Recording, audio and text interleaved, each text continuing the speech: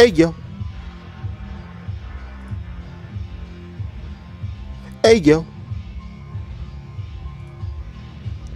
Salutations, man. How's everything looking? Everything sounding? Holla at your boy real quick, man. Yo, merch, what's happening with you, man? What are you buying? Appreciate you pulling up, man. Appreciate everybody for pulling up. Watch this on the back end, man. However you consume the content, man. I'm trying to do better with my on-screen prompts, man. So if you haven't done so already, dog, be sure, boom, hit your boy up on the socials. You know what I'm saying? OfficialJetTeye on Instagram, Twitter, YouTube, Twitch, everything. I'm everywhere. OfficialJetTeye, man. So just look for your boy. Look for me. Now that that's out of the way, man. How's everybody living? Hope everybody's good on this fine Thursday, man. We almost to the weekend.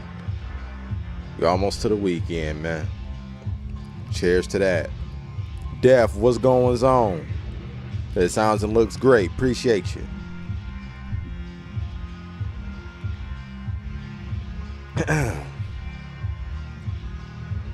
Yeah, appreciate you. Yeah, man. We almost to the weekend, man. Feel good about that, man. It's been quite a week. Man. I hope everything good on y'all end. We're gonna get into the festivities for a minute, man. Right now, though, we just gonna let everybody just kind of fall into the area a little bit. Oh. While we waiting, I'm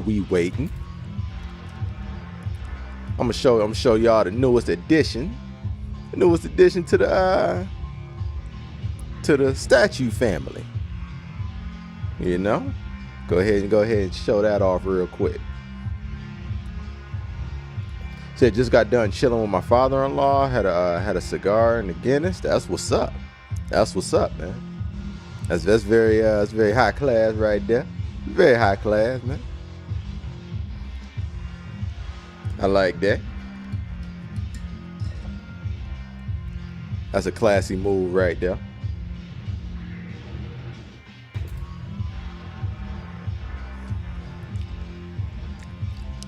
But yeah, man, I'm gonna show everybody what's going on. The new addition to the family. Hold on, give me a minute, man. Yeah, let me show that off.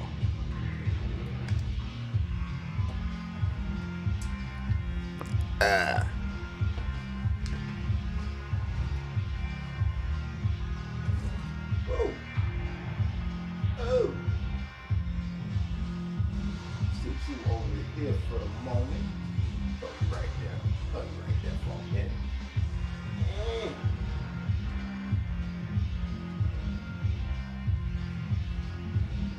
You heavy, girl. You're heavy.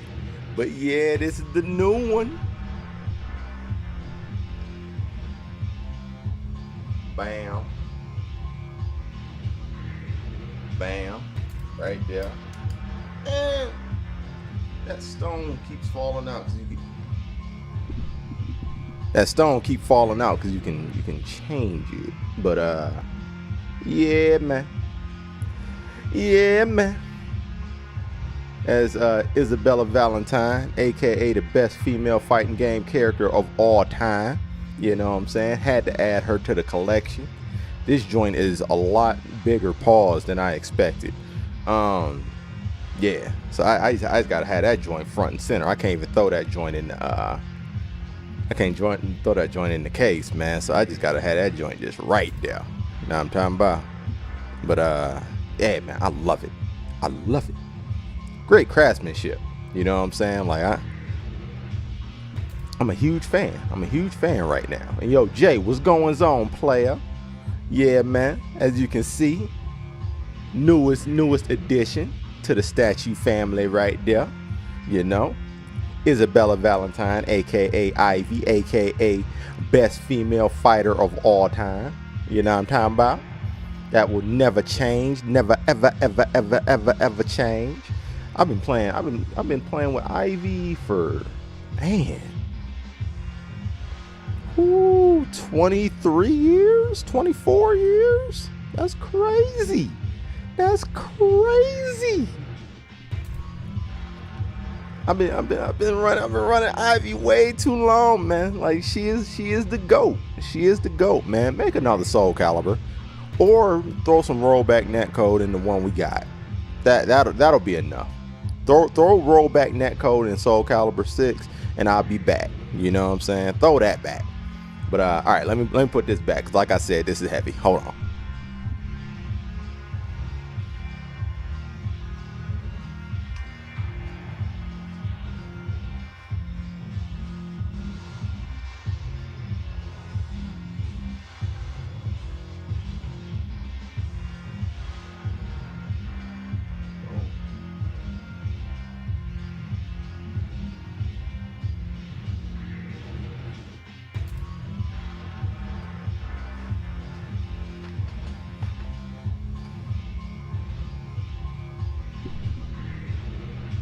All right, bam. We in there. We in there. All right. All right, I'm back. Had to show off Bay real quick. You know what I'm saying? Say, you ever want to get rid of Cyberpunk Collector's Edition? Let me know. Hey man, man, I think I'm gonna have to hold on to that joint, man. The Collector's Edition is better than the game to me. I actually like the contents of the Collector's Edition. So unfortunately, I think Soul Calibur 6 is the final game. Don't say that. Don't say that. Said Bandai had certain sales numbers for it to hit, to continue in the series, and for the series to continue the series, and it fell short. Oh my God, that hurts my heart, man. That hurts my heart. Well, it had a great run. I mean, I hate how certain companies just, you know, treat games like the stepchild, man. I hate that, dog. Like the Marvel series, man. The Marvel series with Capcom. Soul Calibur over at Namco.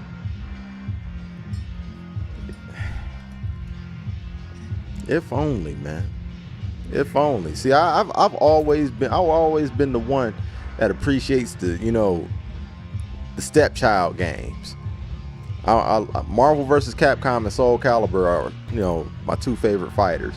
I mean, I've been playing Street Fighter since forever, but if we talking about Marvel vs. Capcom, that's my favorite Capcom fighting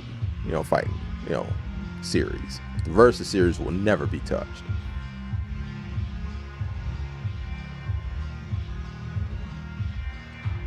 When we hit the 20-minute mark, man, we're gonna go ahead and jump into the topic of the stream, But said, ever try Capcom versus SNK? I did, and it was cool. It was cool. It just never clicked with me like that. It never really clicked with me like that, man. Yo, Q, what's going on? Said, great to see you back for another great live stream. Hey, man, fingers crossed. Hope all is well, and I hope you've had a chance to check out the great tech, televisions, etc. at CES. I've been looking a little bit. I've been looking a little bit, man.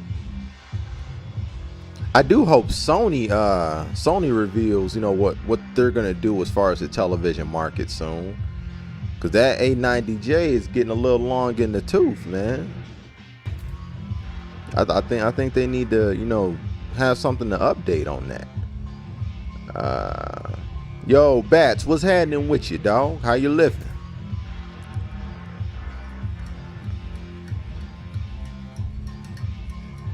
But yeah, I have been keeping up with CES a little bit. I'm gonna tell you that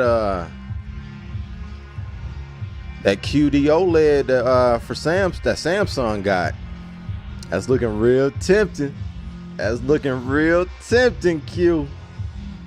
I'm gonna tell you, cause they got a 77-inch version now. See, like that was the thing that held it back last year to me. Like the largest size pause that it had available for that model was 65 inches. Now you get that 77.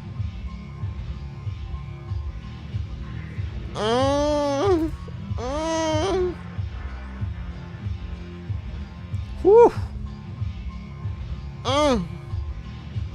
That's 77, man. That talks to you. That talks to you different, man. When you're in front of, you know, a screen of that size, man, crazy.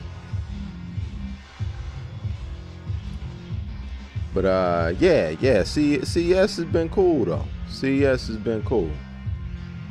So probably gonna pick up the X90K. Okay, I ain't mad at that. I ain't mad at that either.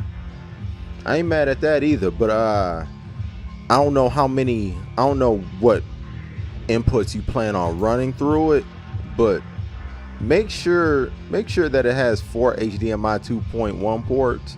Because I know a lot of times with Sony that's a real hit or miss situation. So, you know, I'm not sure how many different sources that you plan on running through it at the same time, but make sure you check on how many HDMI 2.1 ports are back there. When it comes to like gaming features, if you're trying to primarily use it as a gaming television, I won't even lie, there are better options available. As far as feature set, Sony never slacks on picture quality, but as far as features, there's probably better options.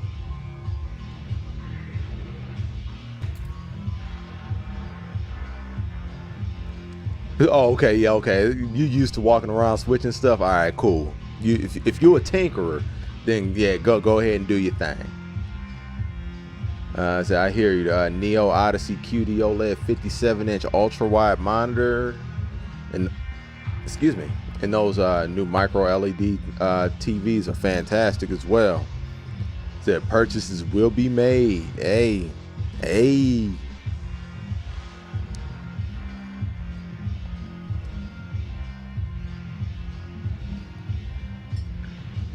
Say you like the 120 hertz. Well, I mean, if you want 120 hertz, man, you can get that. You can get that in a lot of different options now. Yeah, you can get that in a lot of different options, a lot of different sets that you can get.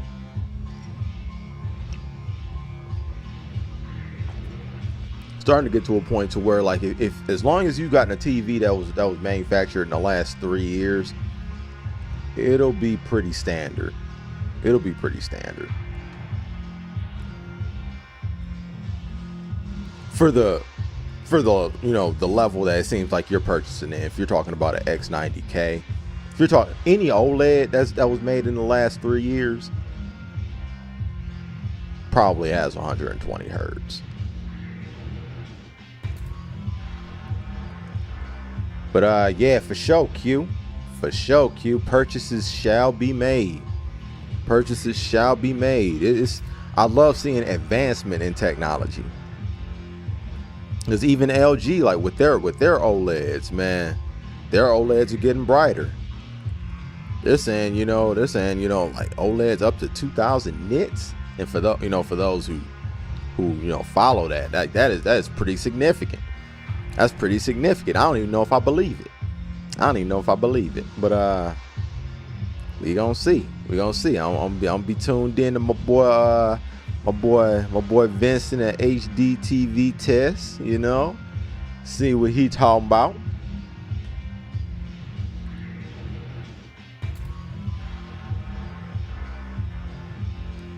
And yes, shout out to everybody that's here rocking with your boy. Shout out to y'all, man. Y'all the MVPs, man. Y'all the ones that be, bouncing all my ideas off of, man. So I appreciate that, dog. But let's see. Hold on. All right. So those MLA OLEDs are still very interesting.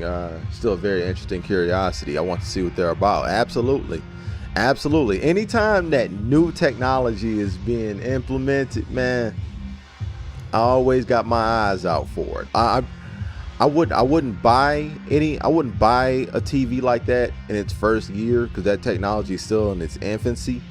But always interested to see, what you read from the tea leaves on that. All Black, what up though? How you living, man? Hey yo, Black. I don't care what you say, dog. He can see. Alright. That motherfucker can see. Motherfucker can probably see better than both of us. That boy Shaq said, man, he walked in the elevator, man. Stevie Wonder greeted him first. Said, yo, what up, Shaq? He was like, huh? Yo, man. I love Stevie as much as everybody else, man. I love that man. That man's a hero. But despite him being a legend, he is also responsible. He is also responsible for the longest running cap in all of Black history. Longest running cap ever. He had this cap run for 60 years.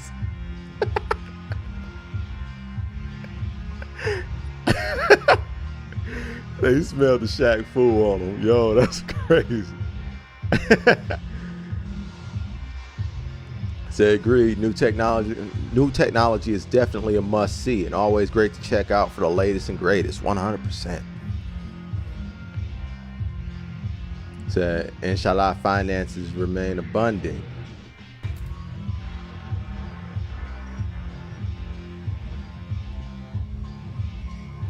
Absolutely.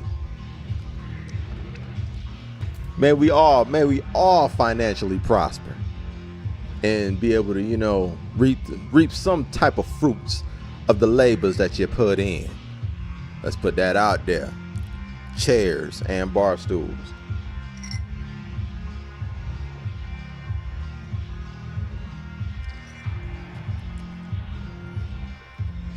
So I'll be in the market for a new TV. Hopefully this new tech will push the OLED prices down some. 100%.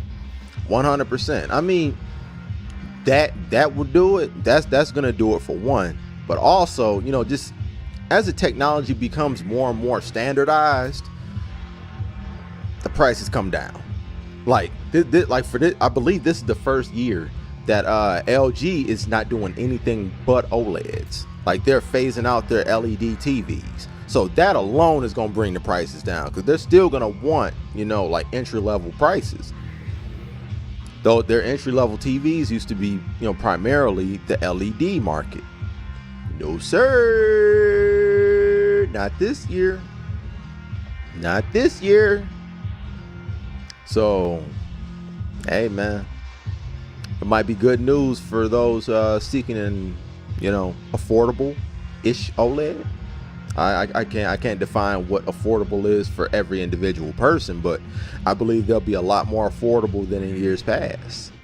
So that is a very good thing. Like you said, man, new tech on the market and the phasing out of old tech standardizes something. And when something becomes standardized, it becomes more affordable.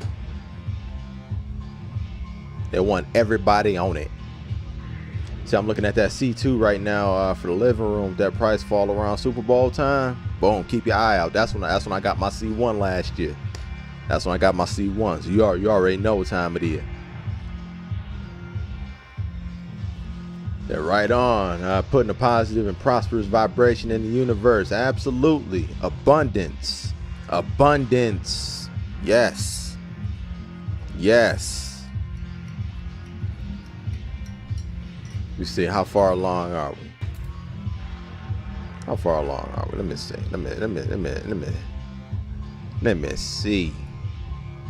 Yeah, been on for about 20 minutes. Been on for about 20 minutes.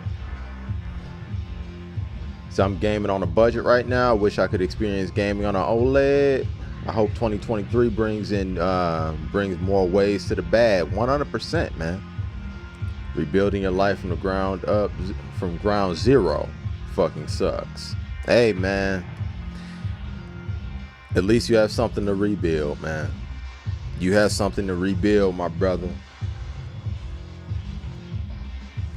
You got this, dog. You got this, man. I can tell.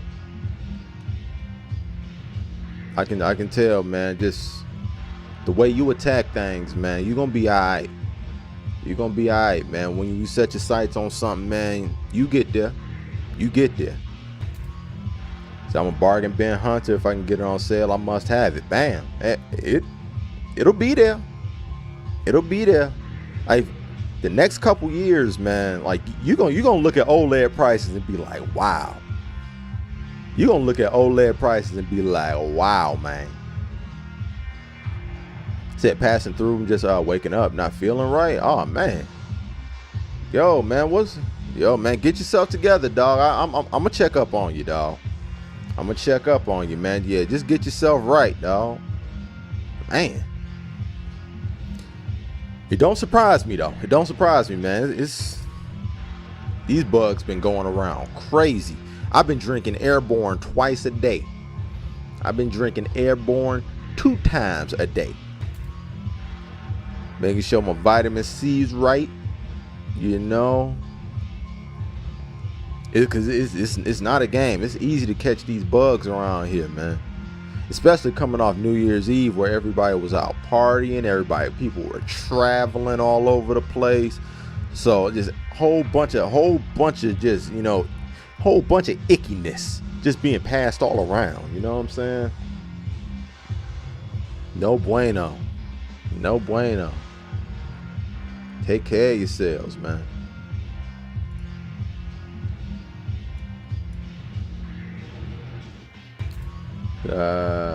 Have a dope stream. Yo, appreciate you, man. I'm gonna check up on you too, man.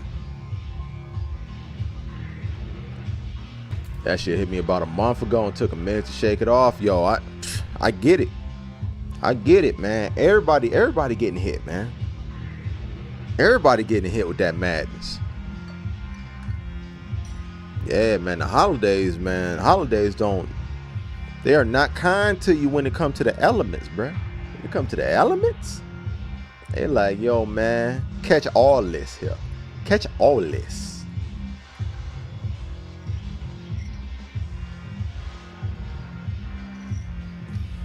That's why, man. Get your Airborne. Make sure your vitamin game right. I got some Irish sea moss right here that I take. Got Irish sea moss supplement I take, and I wash my hands a lot. I wash my hands a lot.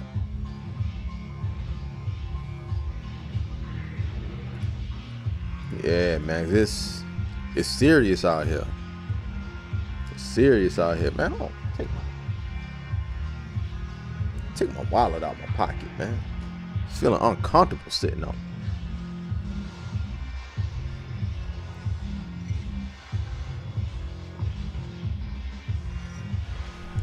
All right, there we go. Yeah, sea moss is, man, that's a wonder. It's a wonder right there. How you get your sea moss, you get your mullein leaves for your respiratory. You know, like, man, you get yourself together, man. Put yourself in the best position as possible to fight these bugs off of you, man. Because, man, it is not a game. It is not a game.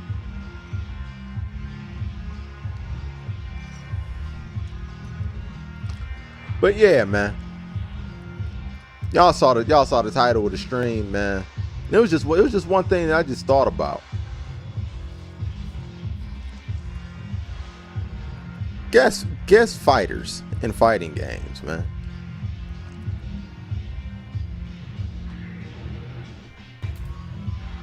Yeah, I was just always thinking about guest fighters in fighting games, man. What people thought about them. kind of taking the temperature, what people thought, because I mean, guest fighters in fighting games have, you know, go all the way back. Go all the way back. Wait, oh, it says suggestion: elderberry tea, ginger root tea. Ginger root tea is great. Sarsaparilla tea, okay. Burdock root tea, dandelion root tea, okay. Interesting. Take a picture of that. Take a picture of that real quick, man. Said, now hold on, my respiratory is ruined by the chronic. Man. Get some of them Mulan leaves in you, man. I ain't saying it's gonna be a miracle. I ain't saying it's gonna be a miracle, but it'll at least, you know, it'll get you further in the right direction. I think it'll help. Man.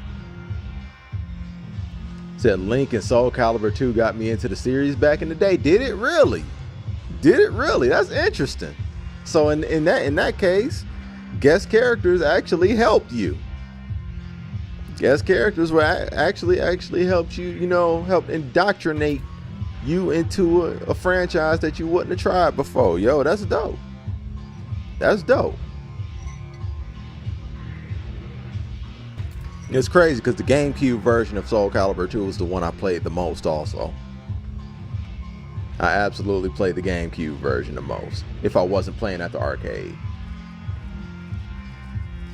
See, and that's the kind of feedback that I was actually looking for. Like, do guest characters really move the needle on the level of interest that a fighting game has?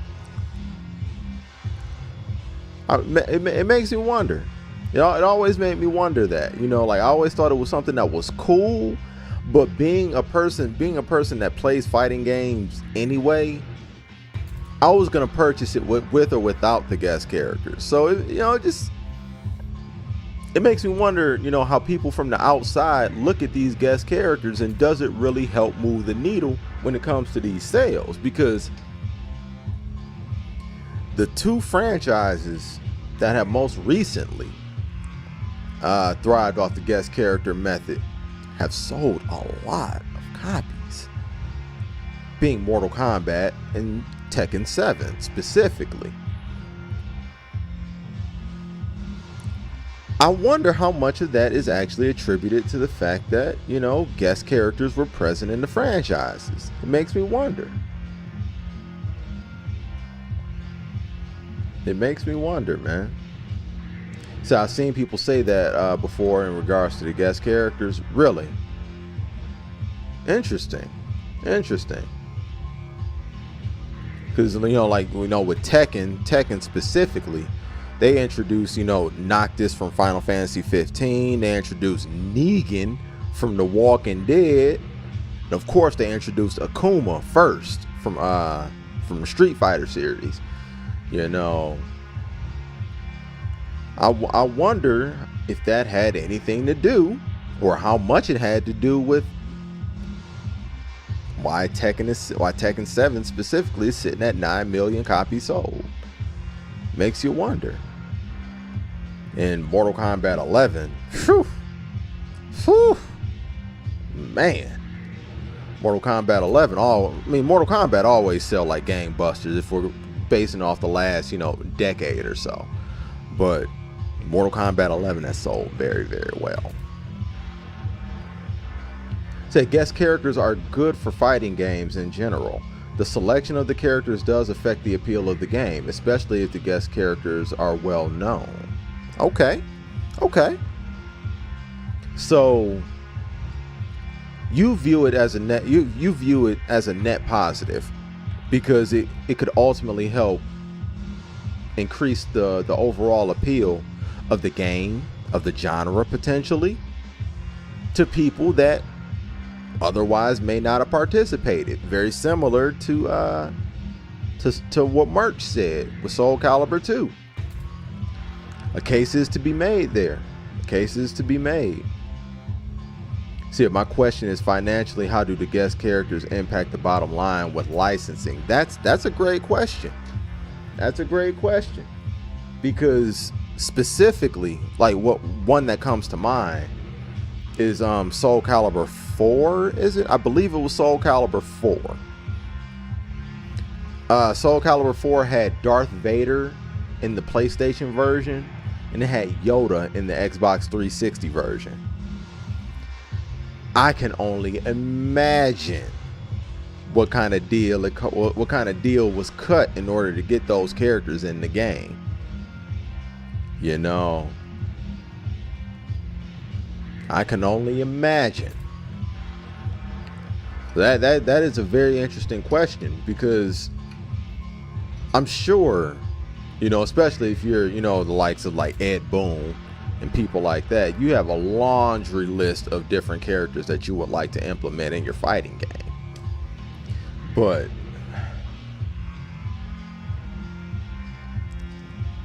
is it feasible? Is it feasible? Like, is it realistic? Will getting this character inside your game mean that you're practically you in the hole for the entirety of the lifespan of the game? You know,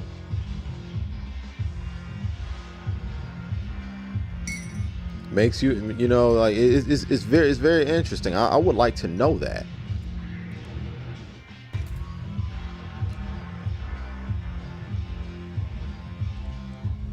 That sales might be great, but it means nothing if you're just paying most of it out to licensing. 100%, 100%. And it depends. It depends on who and what you are licensing as well.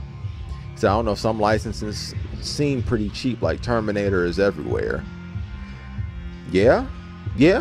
I mean, some people who hold the rights to IPs will bring the cost of the license down in order to broaden its reach. That is a thing also. But there are also, you know, the ones who treat their brands like Floyd Mayweather, and they price themselves out of most opportunities, and they're okay with that. You know, it goes both ways. And that's one thing I think is really interesting, because there's no right or wrong answer. It's just, you know, just a collection of different perspectives, and I just wanted to see how y'all felt about it. So I'm just wondering out loud if it's similar to the music business. The music business, the boxing business. It's all business. All business, man. Like, 'cause when you start talking about licensing, yeah.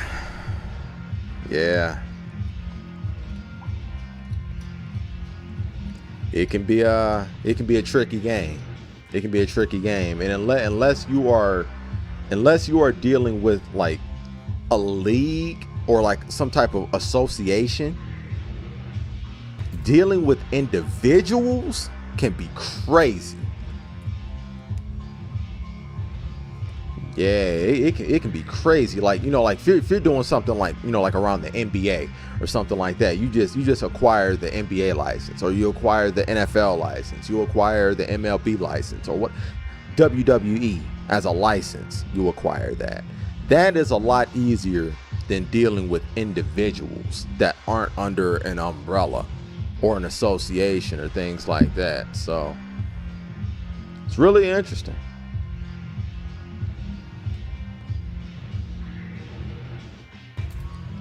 Yo, Train, what's going on? Appreciate you pulling up, man. Said in the words of Dusty Rhodes, business. The American dream, Dusty Rhodes. I'ma tell you what hard times is. Hard time is waking up 5 o'clock in the morning, digging yourself out of the snow with the shovel, and then digging yourself out the show. After you dig yourself out of the snow with the shovel, you walking 5 miles to the bus stop just to make it to the job, the part-time job. Then you get off that part-time job and make it to your other part-time job. That's what hard times is.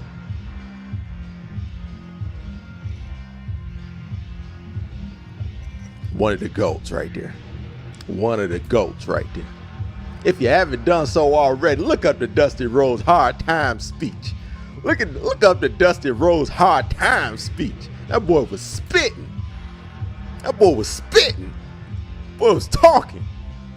They don't talk like that no more. They don't talk like that no more. They don't talk like that no more. Said, by the way, Spawn in Mortal Kombat 11 was a home run. Yeah, I thought Spawn in 11, he was overdue.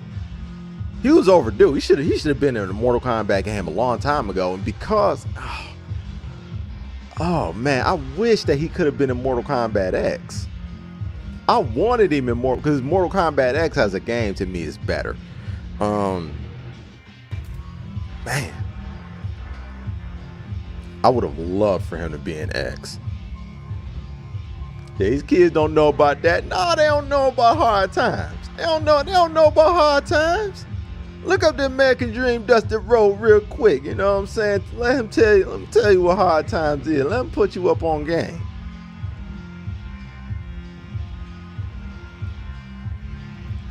I appreciate it, Quantum. Appreciate it, Quantum.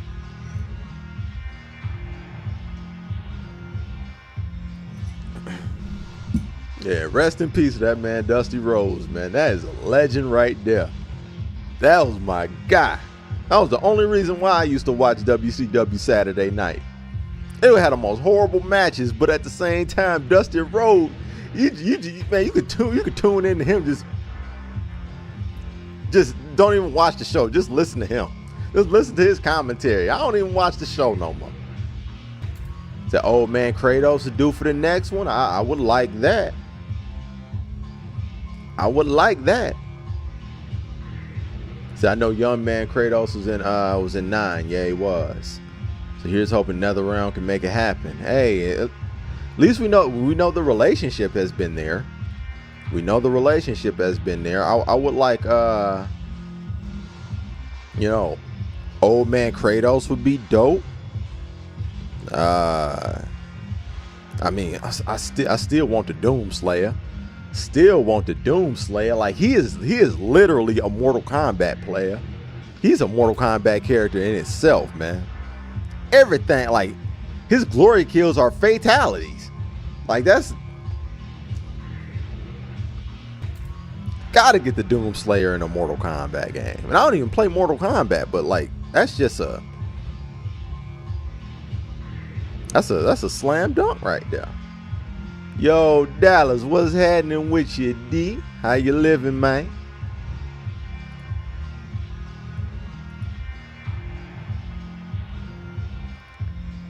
Said, fuck, man, why fuck that game, dog? What's wrong with Doom? What's wrong with Doom Eternal, dog? What's wrong with that?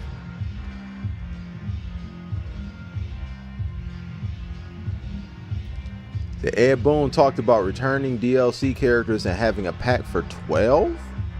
That was Predator, Aliens. Oh, okay. So they talking about bringing all the OGs back.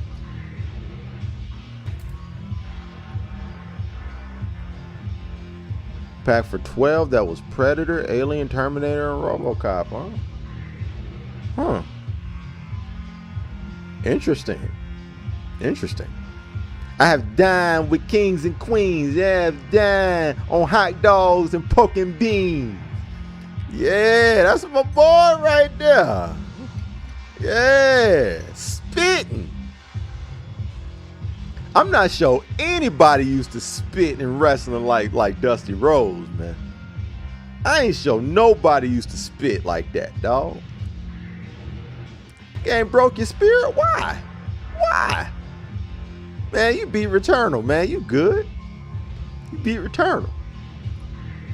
Should fighting games incorporate more engaging ways to put... let me see. Should fighting games incorporate more engaging ways to put on newcomers to how fighter mechanics work? Absolutely. Maybe it can set up other gamers with more chances for success in matches to keep them playing. 100%. And I think that's one thing that Street Fighter 6 appears to finally get. with the inclusion of like mini games and a training mode that is more of a visual aid than it's ever been. I think I think that remains to be seen, the execution of whatever initiative they have over there, but nonetheless, I do see that they're making strides, and I do definitely think they should do that, and I think they're finally listening. Like they're even incorporating mini games.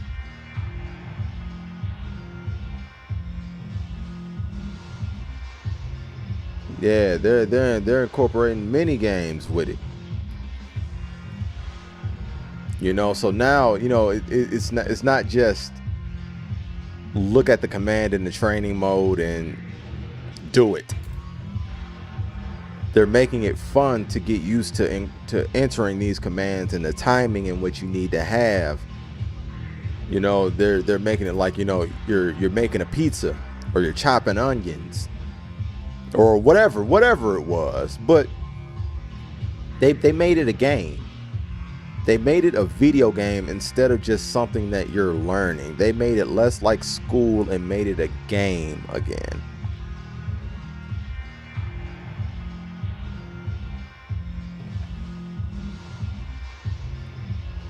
Said fighting games need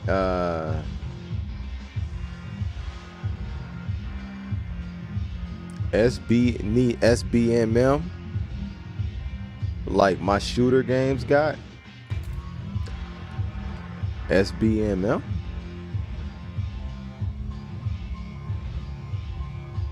School me, dog. School me.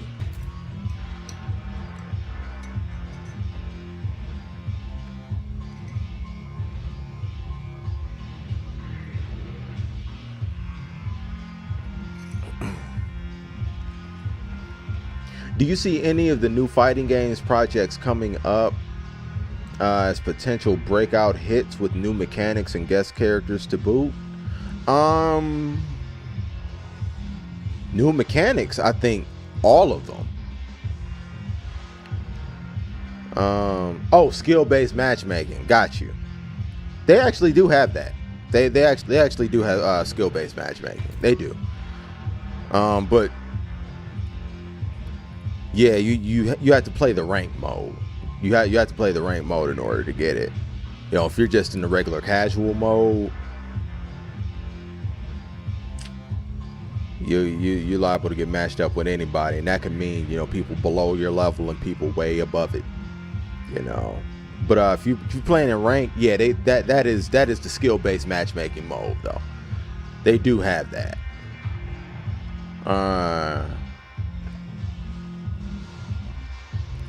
Yeah, do you see any new fighting game projects coming up with potential breakout hits with new mechanics and guest fighters?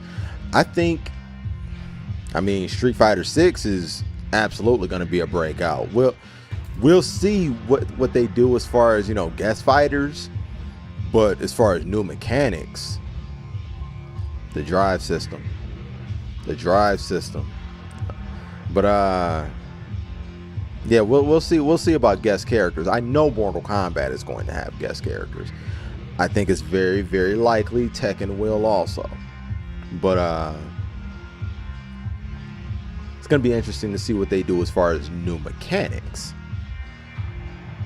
It's going to be I'm not sure which one will necessarily do both the best. I think I think that the likelihood of a game coming along to do both, I think it falls within Mortal Kombat's realm. I wouldn't expect Tekken to be that much different than Tekken has been.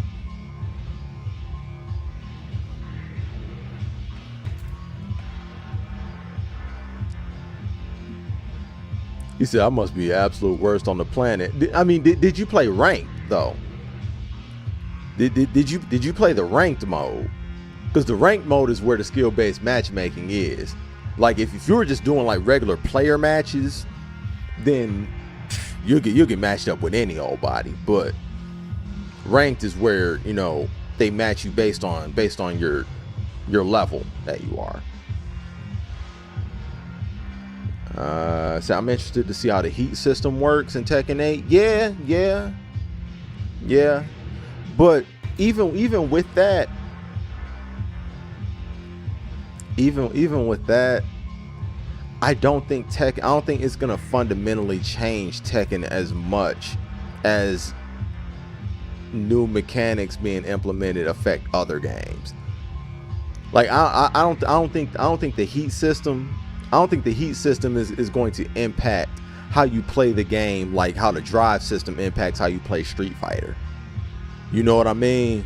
Like you have to break down and learn the drive system in order to be successful in Street Fighter 6. I think the heat system is something that, you know, it's going to be something that's going to add spice to it. It's going to add spice to the matches. But I think you'll still be very, very competent even before you fully implement the heat system in Tekken 8. Just like you know, with the rage system from 7. Like, people were still very, very competent in Tekken without you know, fully optimizing the rage system. You know, if you come into Street Fighter 6 trying to play Street Fighter 5, you're gonna get clapped. You must learn the mechanics of Street Fighter 6 in order to be good. He said, I played both and was getting curb stomped. Man, you are going to have to practice, Black. You still gonna have to practice, man. Like, even the lower level homies that practice are gonna beat you if you don't practice, dog. We talking about practice. Said before TNTs, I didn't understand why to learn a certain mechanic or how to execute some moves. Most fighters don't explain some button icons well. I don't know what some button icons mean. Hey man, I'll be the first to admit, man, and this is coming from a person that has been playing the genre for decades. Training modes are not beginner friendly. A lot of features aren't even intermediate friendly. You know, and that's not your fault. That is on them. That is on them. That they need to make their game more accessible and the tools that they implement easier to utilize. They need to do that.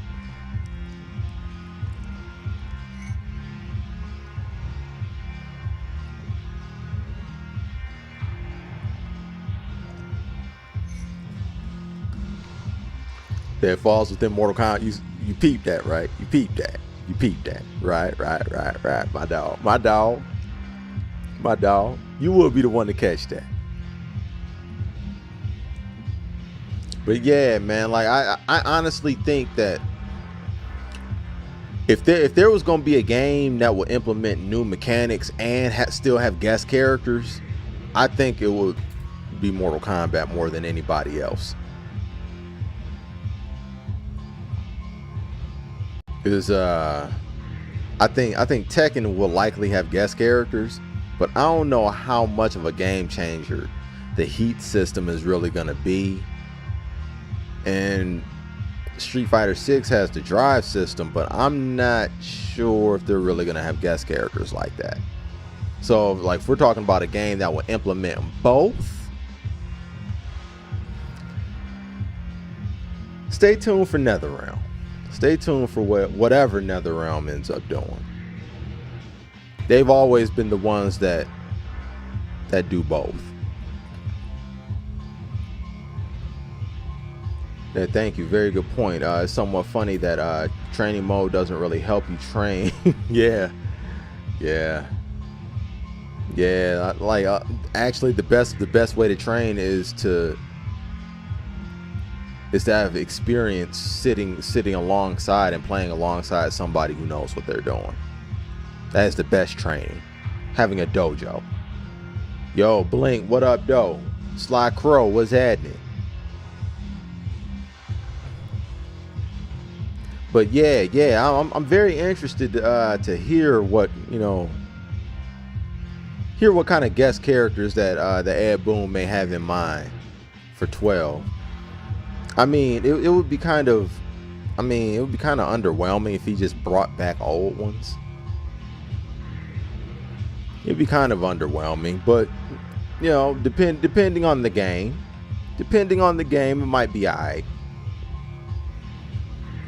But this is one stance that I've always had towards guest characters, and I say that, and I always pull back. I pull back from saying this because I wanted to see what y'all thought. But it's always been my opinion with guest characters that they're taking up a place that another fighter could have had, another fighter within that franchise could have had. Because every single time, like with Mortal Kombat in particular, Tekken not so much, honestly, because Tekken usually fleshes the fuck out of their rosters. But Mortal Kombat particularly, there are always fighters that I wished were there in place of the guest characters that they added. Like, I wanted Ermac in Mortal Kombat 11 so bad, and I would have absolutely sacrificed any one of those other guest characters outside of Spawn. Outside of Spawn, I would have sacrificed all the rest of the guest characters and inserting Ermac. Throw Ermac up in there. All the guest characters can go. Terminator can go. Rambo can go. RoboCop can go. The Joker can go. All that can go if you put Ermac in the game. I wanted Sindel in Mortal Kombat X. I'd have been willing to sacrifice Leatherface. Jason was cool. Alien was cool. Predator was cool. But still, I'd have sacrificed them to get Sindel in the game. Now I'm talking about Cabal. Get Cabal in Mortal Kombat with that combo set.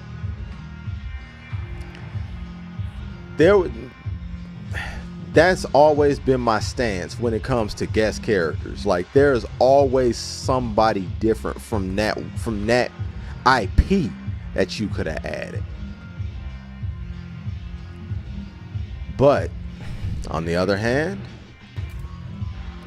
the money from those casuals that bought the game because Jason was in it, or because Spawn was in it, or because Terminator was in it, probably paid for the DLC to be made in the first place. So how much can I really complain? But that's always been my stance against guest characters. I've always felt like they're taking up a spot. They're taking a spot.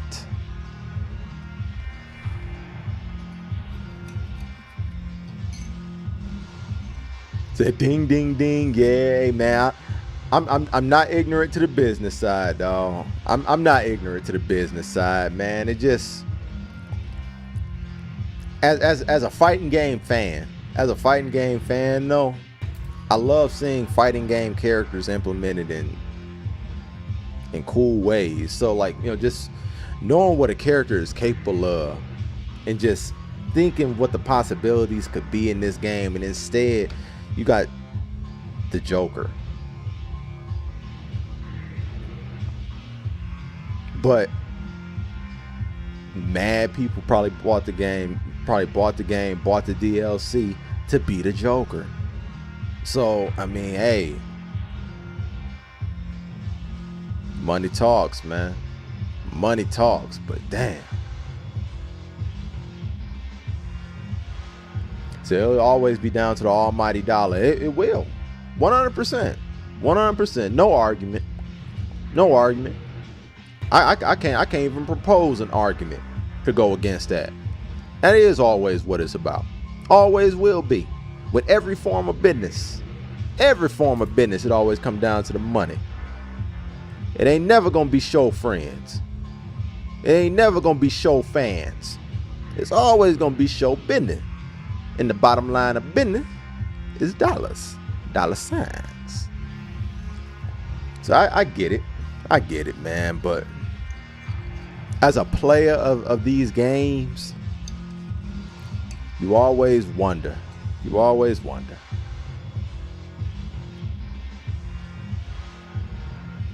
So a little bit off topic. Word is Microsoft is going forward to finish the Activision Blizzard acquisition, and with the FTC having such a weak case against it. What do you think? To be honest, I was expecting the deal to go through regardless. That's honestly my thoughts. I was expecting the deal to go through. I mean, you saying that does not shock me a bit.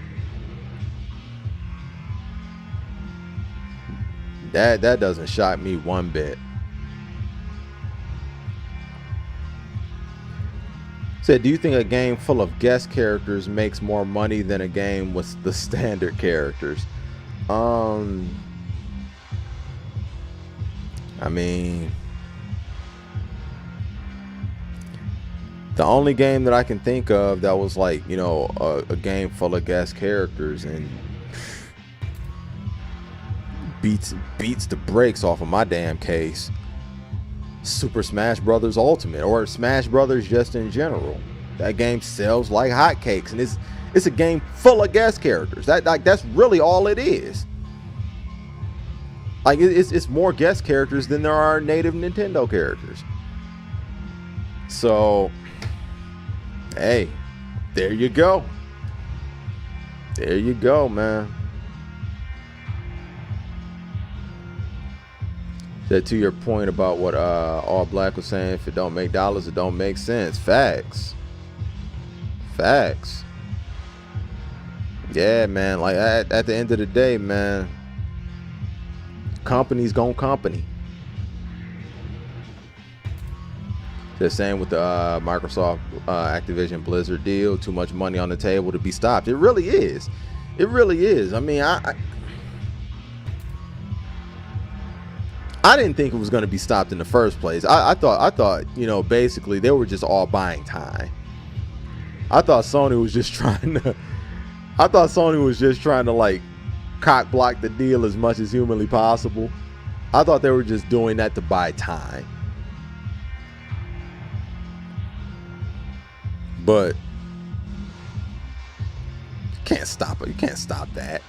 You can't stop that. First question, what does everybody prefer, 2D or 3D fighters? Second question, do you think fighters like Street Fighter or Mortal Kombat translate well into the VR format? I'll answer your question, your first question, by saying I prefer 2D fighters over 3D fighters, even though I like both. I like both. But I've always been more of a 2D fighter guy. Second question, do you think fighters like Street Fighter or Mortal Kombat translate well into the VR format? I have no idea.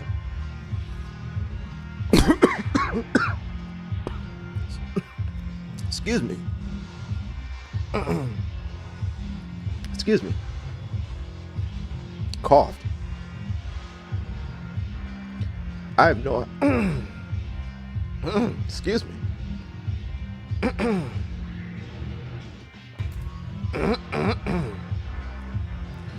I have no idea though. Never really seen it in that arena. Get something to drink.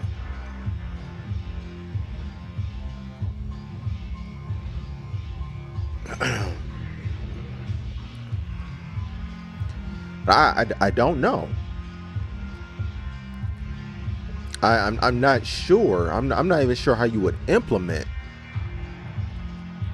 you know, like Street Fighter or Mortal Kombat, like fighters that are traditionally in a 2D plane. Excuse me. Still messing with me. All right. I'm not sure how a 2D plane fighter translates to something like VR that is like super 3D. I don't know. I can't say that I've seen it done. Can't say that I've seen it done, so I don't know. I don't know how they translate. Said money always wins, and Jay, I'm a 2D guy for the fighting games I played. Same here. Said good point about Super Smash Bros. Ultimate. That game is still in the top 10 and 20 here in America and Japan, and it's going to be. And it's going to be. Yeah, I mean, like, Smash Brothers is now become a game. It's a guest characters game featuring Nintendo. You know.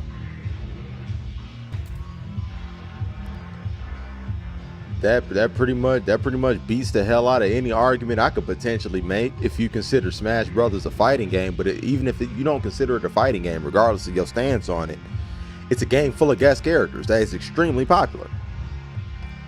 It's a game full of guest characters that's actually more popular than all the other games that we've been talking about.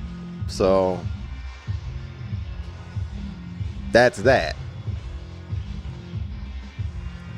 Said VR fighter would be wild and seems to be a headache. Yeah, I wouldn't even touch that, bro.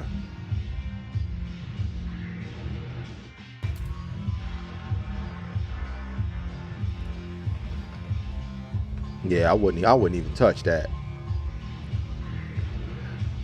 See, I grew up playing more 3D fighters, but I don't shy away from the 2D fades either. Hey, equal opportunist, man. I'm the same way. See, I love the Injustice series.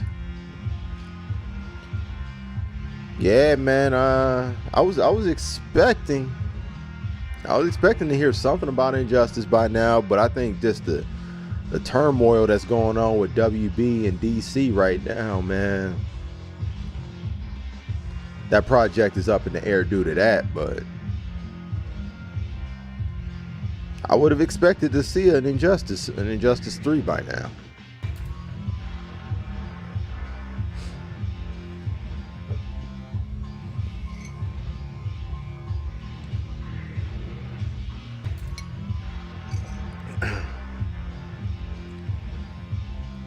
But 2023 is going to be I think 2023 is going to be interesting anyway for just NetherRealm Studios and what they end up doing.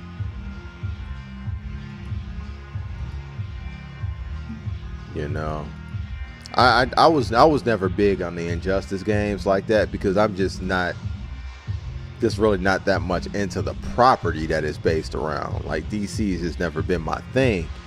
But I know a lot of people dig Injustice, man.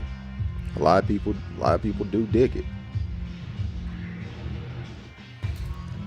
So I prefer both. Always enjoyed them both. I don't think they translate well if in a first-person perspective.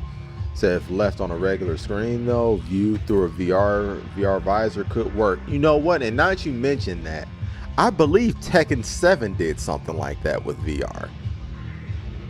If I'm not mistaken, I believe Tekken 7 did something like that with PlayStation VR, and maybe other VR helmets too. I don't remember, but I believe Tekken 7 did to have it to where, you know, like you're still looking at it in the regular view, but you're looking at it through a VR visor, and you can turn your head. Yeah, I think they had that.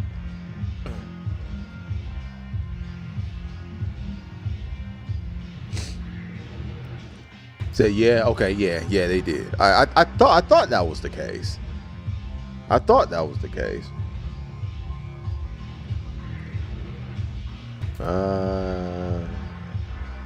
So I think we'll see an Injustice 3 soon. So just like you said, WB DC is in a state of transition, being passed around from one holding company to the next. Yeah, man.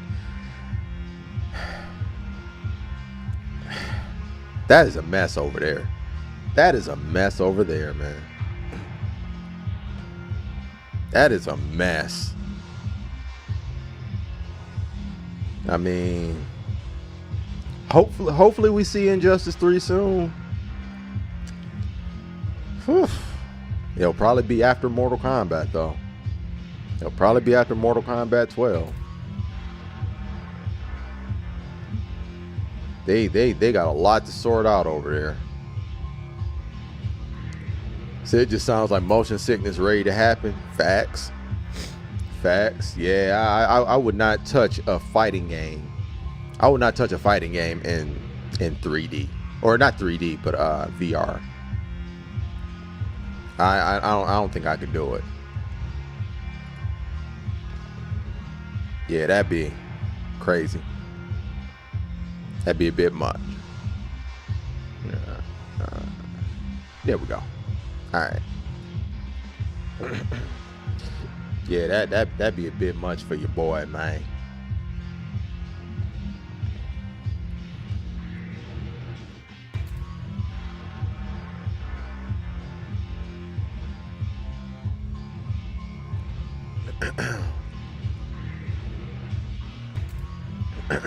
Excuse me, pardon me, but let me see, where were we?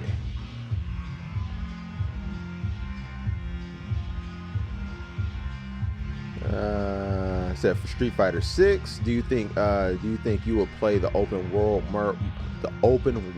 mode often? Yes, I do think so. I do think so. Especially if there's something to gain from it. You know, if there's something to gain from it, like, you know, unlocking things. I like unlocking stuff. Yeah, so I mean, I find myself indulging in modes like that. If there's some type of, you know, carrot at the end of it. Said VR is already enough and you want to do all those moves. Yeah, man, I'm cool. I'm cool on that.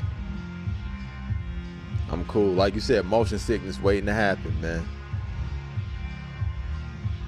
Yeah, for real. But yeah, I could definitely see myself playing the open mode, the open world mode often. If there are unlockables, there are cool things to see, cool Easter eggs to witness, and that's another thing that's probably going to be really dope. You know, that open world is going to be in Metro City, so who knows all the different Easter eggs you're going to see from Final Fight, that you're going to see from, you know, from Street Fighter, of course. Just Capcom lore in general. Yeah, Capcom, man, just Capcom lore. It wouldn't surprise me if they dropped some Easter eggs from, you know, potentially Marvel. Potentially Marvel versus Capcom, you know, versus series lore.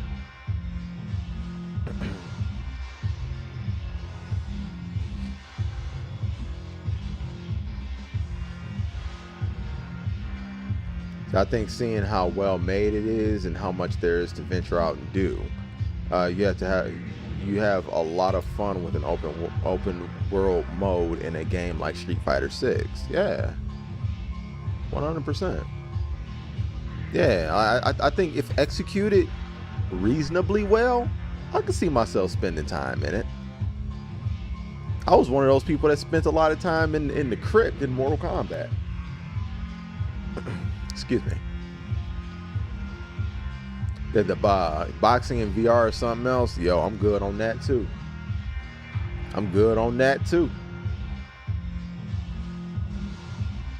I don't know why, but I got sleeping. I get a Sleeping Dogs kind of feel with the open world mode. Huh? Going around just beat people up. Hey, man, that's enough. That's enough for me. Cause I mean, I can already tell the fighting is fun in the game. The fighting is already fun in Street Fighter 6. So if that's all it is, I'm just going around beating up random people, taking my character, beating randoms up, getting involved in mini games and things like that. Hey man, sign me up. I'm for it. I'm for that. That Biohazard, absolutely. Resident Evil, yeah. Resident Evil, Power Stone would be great. Onimusha, Dino Crisis, yup. Maybe even Darkstalkers, Rival Schools. There, man, a lot of different ones, man.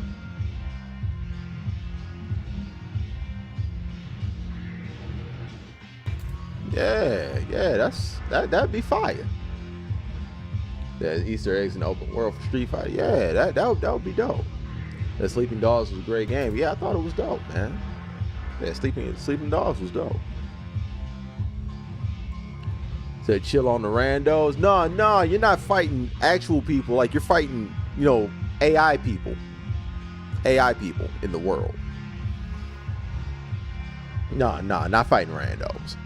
As far as I know, that's a single player mode. So I don't know that for sure. But as far as I do know, based on the information that we've been given, I was under the impression that's a single player mode. So I ain't gonna be beating up on nobody. Hey man, y'all seen me in the lobbies. Y'all seen me in the lobbies. If I want to beat people up, that's where I be at. That's where I be in them lobbies. You know what I'm saying? I'm throwing my weight around in them lobbies a little bit. Yeah, I'm guilty of that. But out there in that open world, man, I'm gonna be chilling, dog. I'm gonna be chilling. I'm gonna be looking around. I'm gonna be a tourist. I want to look around Metro City. I ain't gonna be trying to hurt nobody. So I miss Onimusha. Facts. We need another in the style of Ghost of Tsushima. I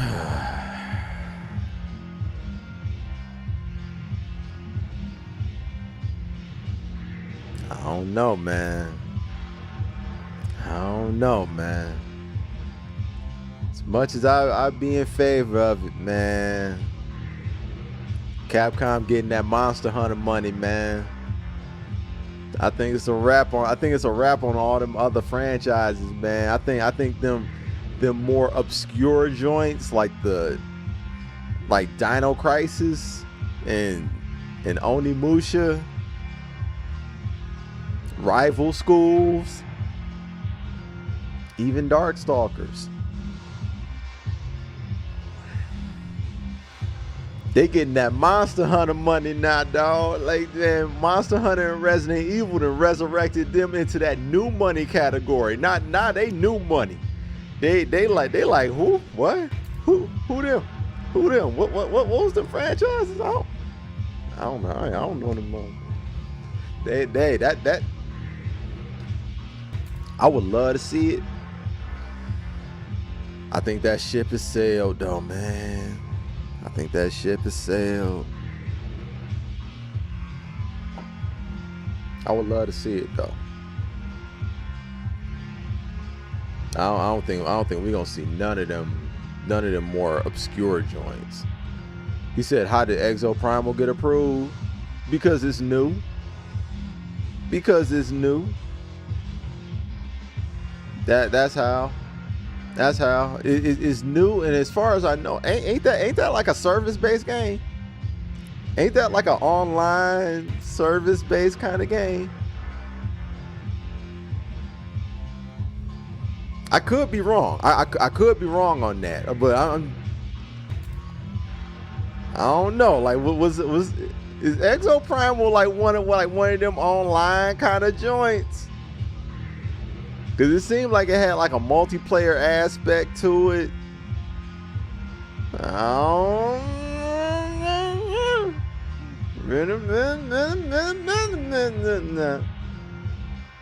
I think that's how it got approved. It's falling in line with industry trends. I think that's how.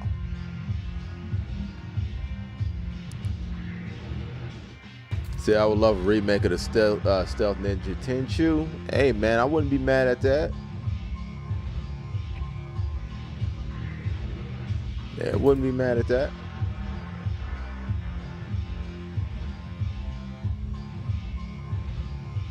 Said Monster Hunter will get stale eventually, and they'll need some new hotness, like when they rebooted RE. I mean, they didn't really reboot RE though. They didn't really reboot it. RE just kept it pushing.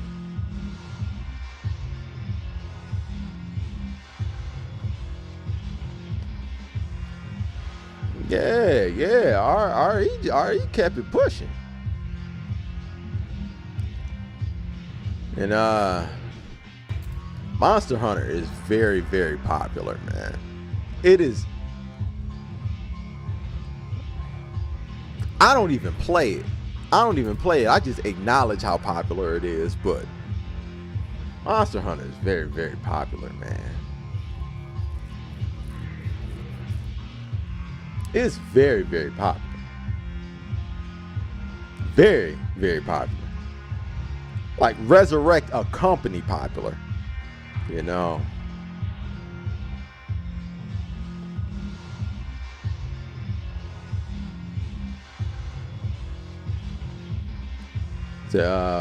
Monster Hunter is amazing. I think it still has a future. Hey man, that is not a hot take at all, man. Monster Hunter ain't going nowhere. That is absolutely, yeah. I think you're absolutely right. I think it still has a future also. I'm inclined to believe that Monster Hunter will be around for a while. You said Chris Redfield definitely got rebooted. Yeah, he did. But RE ain't went nowhere. I mean, really, Resident Evil didn't need to. Resident Evil didn't even necessarily need that coat of paint. Because if you look up Resident Evil 6, 5 and 6 are the ones that actually are the higher selling ones. You know, like at that point in time, like they were the higher selling Resident Evil entries. You know.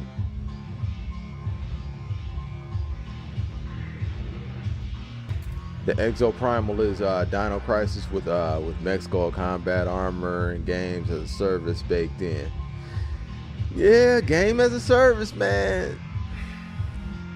You want to know how I got approved?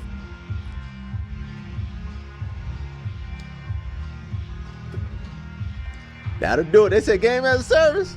That means money every month, money every week, money every day, returning customers. Game never having an ending. Can you just play over and over, keep spending money? How soon can you start? How soon can you start, baby? Industry trends, man. Industry trends.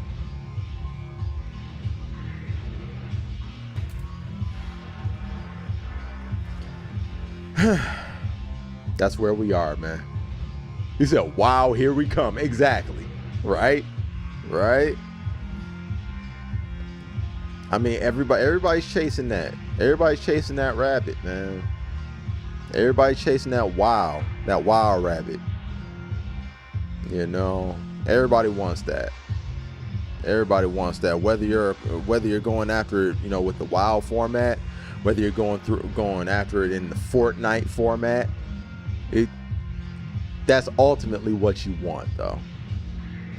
When you're a company, of course. When you're not as a gamer, but as a company, that's the formula that you want. Said, give me a Dino Crisis remake over that Callisto Protocol BS any day.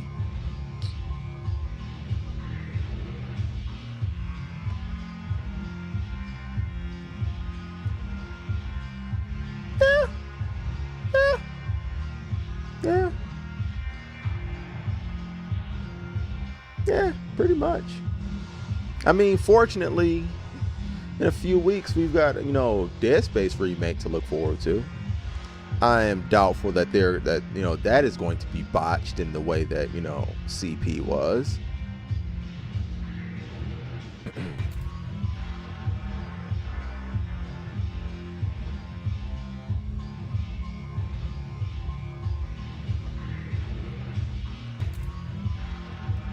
So I swear World of Warcraft shits money. Yeah, it does.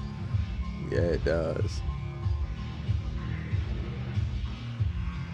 Said Fortnite got popular with the pass because you get the money back in V-Bucks by the end. That is the thing though about it.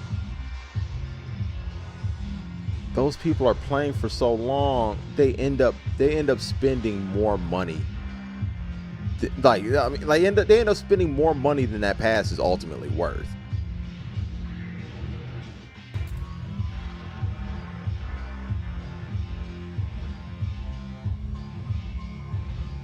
Said black people made Fortnite popular. Man, all people made Fortnite popular. Everybody made Fortnite popular, man.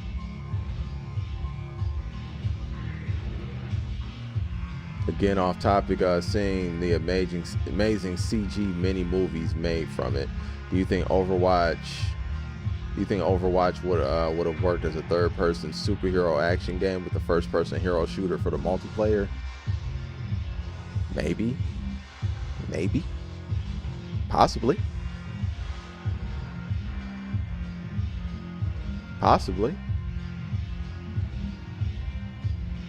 Said black kids dancing on TikTok made Fortnite popular. No, it was popular before that. It wasn't just that. It wasn't just that. I mean, that absolutely helps. But I mean, just social media in general blew Fortnite up. It wasn't just black kids. Because Fortnite was being talked about on the Ellen show. Ain't no black kids on there.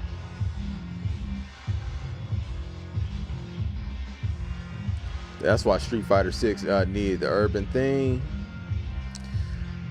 I mean, Street Fighter 3 had an urban theme, and that was the commercially worst selling one. You know, I mean that's not a guarantee. Street Fighter 6 just needed to be good. Street Fighter 6 needed to be a fleshed out experience. You know, that's what Street Fighter 6 needed to be. You know, the fact that Street Fighter 6 is a fleshed out experience as a game, and it has an urban theme, makes me like it even more. Make no mistake about that. So in that sense, I can understand your point. But I think the most important thing is that it needed to just be a solid game. Street Fighter 5, it didn't ship out the door the way it should have been. You know, Street Fighter 4 did extremely well. Didn't have an urban theme. To it. Street Fighter 3 had an urban theme, and it did commercially the worst out of all of them in the series, including 5. So it has to be, you know, an up to snuff gaming experience. After that, the Street Fighter name will take it to where it needs to go. I just think the fact that it's good, the fact that this one appears to be good, speaking of Street Fighter 6, I think it having an urban theme makes it even better. I think that adds to the, you know, to the it factor that it provides. But Street Fighter 6 needed to be good. It didn't need the urban theme, but I'm glad it has it. I think Blizzard missed an opportunity by leaving an amazing IP like Overwatch just as a first-person hero shooter. So after the first trailer, I thought that's what Blizzard was going to do. I mean, like we were talking about earlier, man, money talks. Money talks, man. And ultimately, we're talking about another game that keeps people locked into something. They didn't even want to. They didn't feel the need to craft a campaign and use financial resources on a campaign that wasn't really the focal point of what they were selling to you. So I mean, I could understand that. I could understand why they would leave it out, even though I think it would be cool. I think it would be cool, but they know where their bread is buttered at. and they marketed towards that. I can't be mad at them for it. Said they got wild too. Oh, they absolutely do. They absolutely do. Yeah, they absolutely do. So you had to respect the way Capcom marketed Street Fighter 4 and all of its iterations. Yeah, marketing is key. Where good game design is fundamental, 100%. Capcom did both well with Street Fighter 4. Yeah, they did. Perhaps better than they ever did with Street Fighter 4. That might have been their best. That might have been their best example of that. Because with Street Fighter 2, they were still figuring it out. They were figuring it out with that, with Street Fighter 2. Like I don't think they knew that they were gonna catch lightning in a bottle like that. With Street Fighter 4, they absolutely built Street Fighter 4 to handle that. So after Street Fighter 4, I think Capcom got a bit lazy. Street Fighter 5 got much better when they did V-Trigger. Oh yeah, absolutely, yeah. But I mean, that's what happens when your project wasn't even going to happen if it wasn't for funding from Sony. The game was under budgeted. It's not laziness. It's not laziness. Like they didn't have money. Like those were the dark ages for Capcom. It wasn't laziness. It wasn't laziness. Like I'll fill you in on that for sure. Street Fighter 4 did extremely well, but it got long in the tooth because there were a lot of projects released during that time that didn't turn as much of a profit. That was during the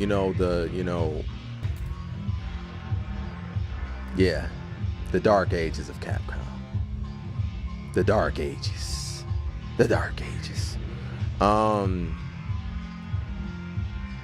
They were having issues funding a project that wouldn't bring as much of a return, and Street Fighter 5 was ultimately one of them.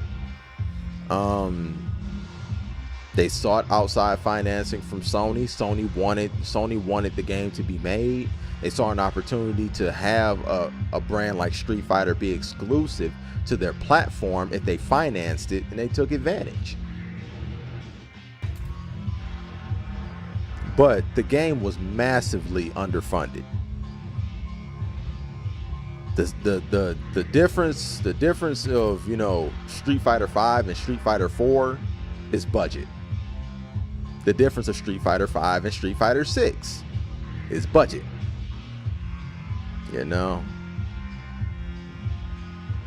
Like Street Fighter 4 was being budgeted, was being funded by the heyday of Resident Evil, and Street Fighter 6 is being funded by the heyday of Monster Hunter.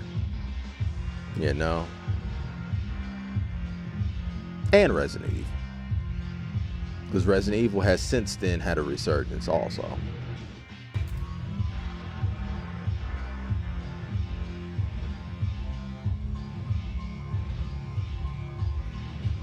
Said, does anyone remember Ergies? Yeah, I remember that. Yeah, or Ergies, or I never knew how to pronounce that game. But yeah, I remember Ergies. Yeah, that joint had Cloud in it.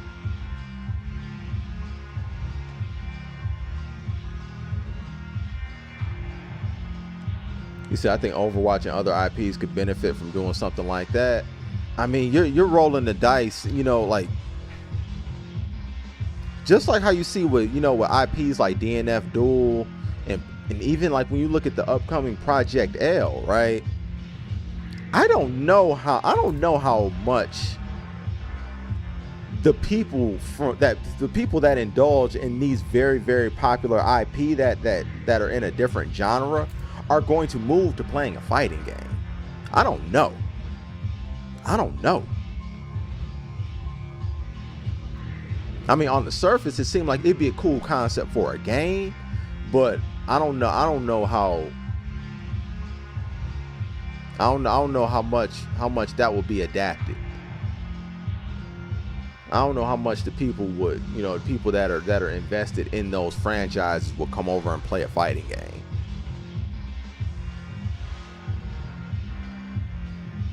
Say, given the proposed commercial failure of Street Fighter 3 to perform well, Street Fighter 4 was supposed to be and became the revival of the franchise. Absolutely, 100%, 100%. That's why they went out of their way to market Street Fighter 4 to be like a sequel to Street Fighter 2. Like from the story standpoint, from the characters they included, they absolutely marketed Street Fighter 4 to be like the successor to Street Fighter 2. Even though I think Street Fighter 4 was, I believe Street Fighter 4 was actually a prequel to 2, if I'm not mistaken. I believe. Story-wise. Said 6 is what 5 should have been. Hey man.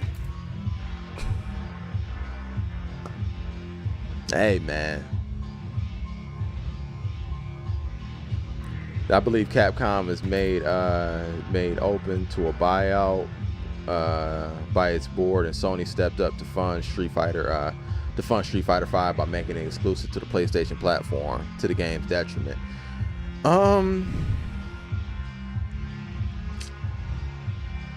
Yeah, but at the same time, I can't say to the game's detriment, because if it wasn't for Sony's funding, the game wouldn't have been made.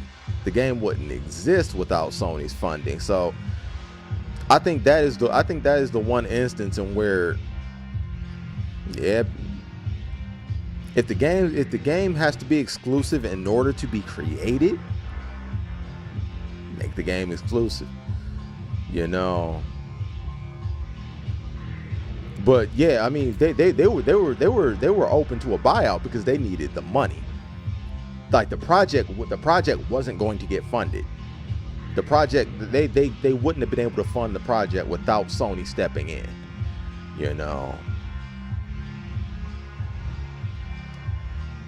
But I can't necessarily say that it's to the detriment of the game, because without that money and without that agreement, the game wouldn't exist. We wouldn't have any game. And Street Fighter 5 eventually got to the point to where it was, it was a decent game, and it sold. People ended up adapting it quite a bit, and the DLC did well. And the 182 different Chun-Li skins, hey, people ate that up. People were buying them. So ultimately, can't say necessarily it was to the game's detriment when the game sold, close to 7 million copies, if I'm not mistaken, altogether.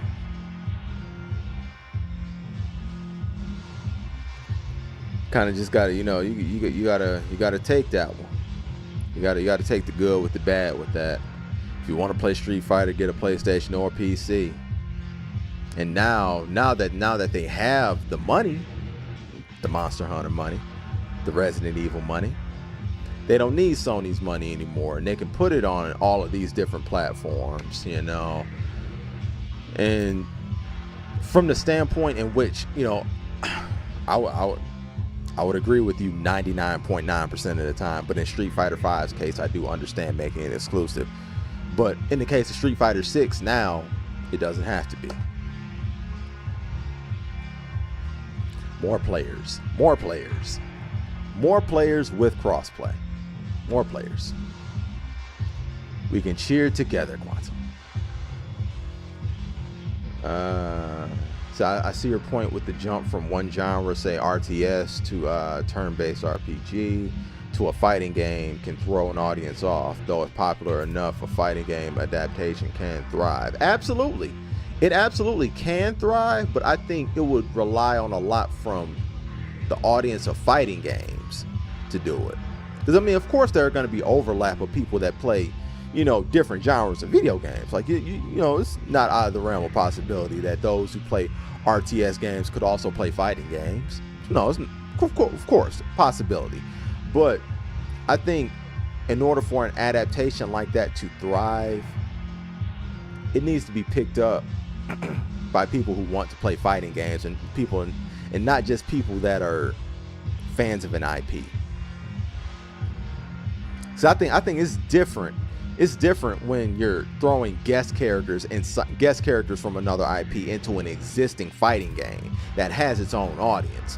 When you're building a fighting game that is based on another type of genre of game, another type of IP, that is a lot more difficult to sell. Because even though it's based on, let's say for example, League of Legends, because Project L is the one that everybody's excited about right now. Just because something is based on League of Legends, that's still not League of Legends. That's not League of Legends. It isn't. They're still going to have a hill to climb on getting people on board that play League of Legends. Now, people that play fighting games are going to be interested, but that's not necessarily the audience that they wanted to rope in. They want to rope in the League people. I'm not sure I've ever seen that done before. I can't think off the top of my head. I can't think off the top of my head like an instance in where that was successful. Maybe it has. Maybe it has. Maybe it just escapes me at the moment. But I don't know. I don't know.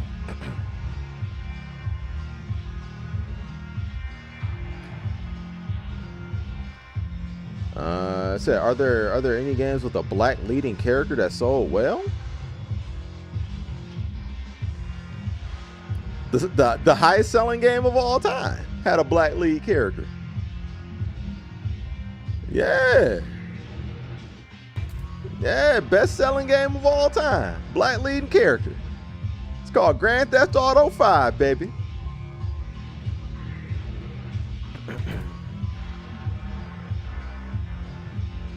Said, point well taken and well made. Yes, sir. Yes, sir. Great question. It was a dope question. Like, you know, dope conversation to have. Very compelling. So I don't think there are many games with brothers in the lead. Though there seems to be a somewhat suspicious surge to put sisters in the lead of games with no brothers around. Okay, that's an interesting conversation to have. That's an interesting conversation to have. Said that don't count. Why doesn't it? Why doesn't it? He asked, are there any games with a black leading character that sold well? Why doesn't Grand Theft Auto 5 count? Why wouldn't Grand Theft Auto San Andreas count?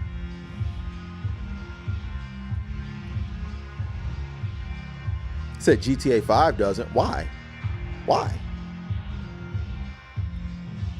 Assassin's Creed Origins. I don't know what that sold, but yeah, there we go. Why wouldn't Grand Theft Auto count? It had a black lead character.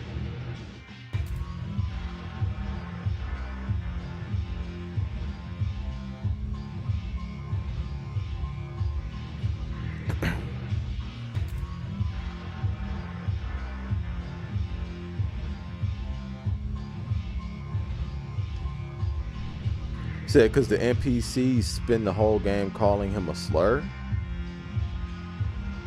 What? Huh?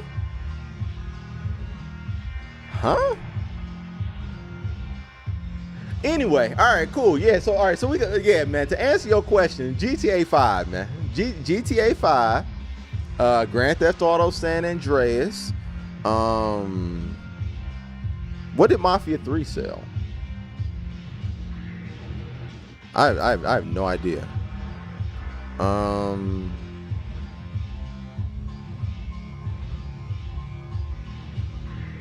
Hey. God of War. God of War.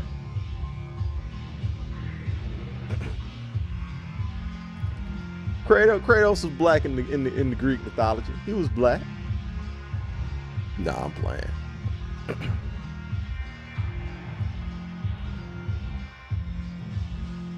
You know, he's always played by black men, though. It's always black men playing Kratos. Trying to think though.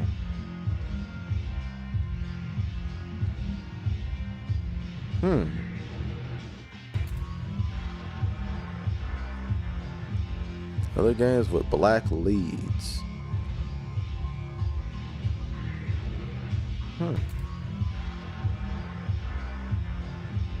Black leads that sold well. That might be it.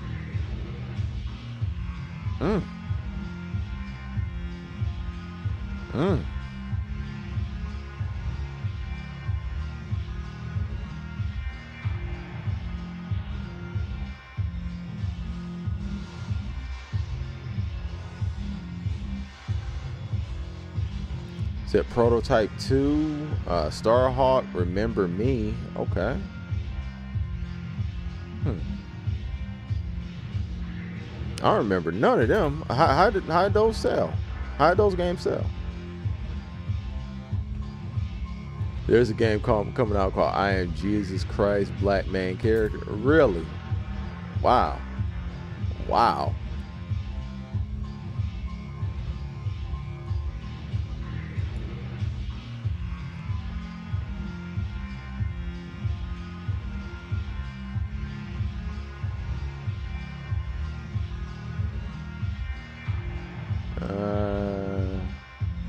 Okay. I ask you this, Jay. How do you define leading character? How do you define leading character? Deathloop. I was thinking Deathloop, but I didn't know what Deathloop sold. Because like the caveat to the question was, and sold well. I literally don't know what Deathloop sold at all. But yeah, Deathloop is absolutely a game with, you know, 2 black characters.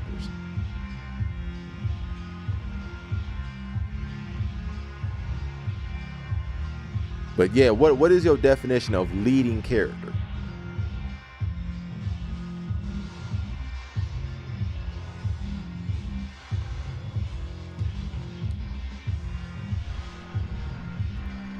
Because, you know, if we're talking about, you know, like main protagonist, the game that I have in mind probably wouldn't apply, but he is absolutely one of the main characters. A very important character in this game.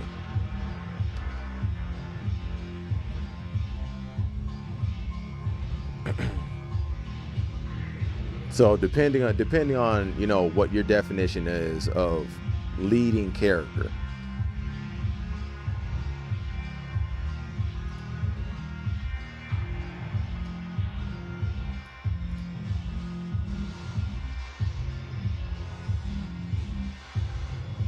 So the only argument I can think of against GTA 5 in this convo is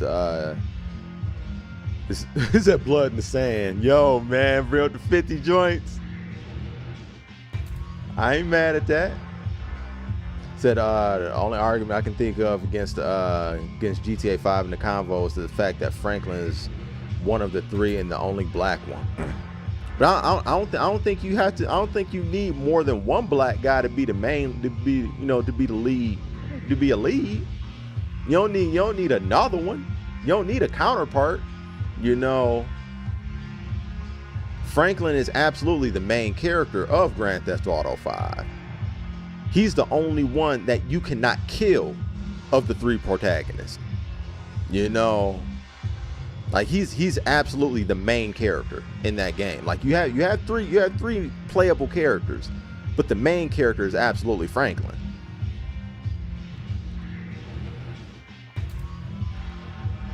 Yeah, we can bring up the 50 joints. I don't know what the 50 joints sold, but yeah, the Def Jam games, even though like those are fighting games. Those are fighting games though. But yeah, I'm not sure like you necessarily had a lead in that game. I don't know how, like who the lead character of those games are, you know. But I think Blood in the Sand, like I don't know what that joint, I don't know what Bulletproof or Blood in the Sand sold.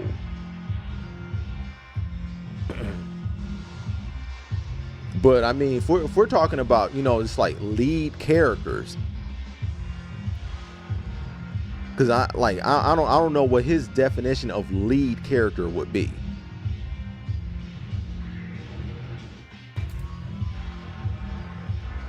Because if we're talking about lead characters, hey man, the first one that I can remember, Barrett from Final Fantasy VII, the GOAT game, the GOAT, the greatest game that's ever been made and ever will be made. The reason why I rock with Final Fantasy VII from the jump. Black man leading a resistance group. You know what I'm saying? So I was saying that in GTA 5 and Mafia 3 do have black leads and sold well, but half the dialogue is racist. You walk down the street and 4 NPCs call you in out of nowhere. What? What does that have to do with anything? Anyway, all right. Anyway, though, all right, we cool. All right. That is not accurate. That is not accurate for Grand Theft Auto 5. But okay. Said Barrett doesn't count. Why wouldn't Barrett count? Why wouldn't Barrett count?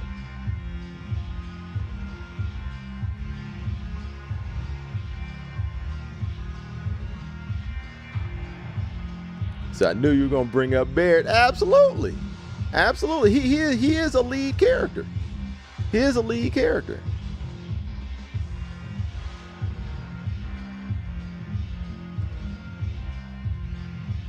Man, Pop, man, I'm not even convinced. I'm not even convinced you play games at all. I don't know where you be at, man, with these takes, bro. I don't know where. I'm convinced you don't even play them.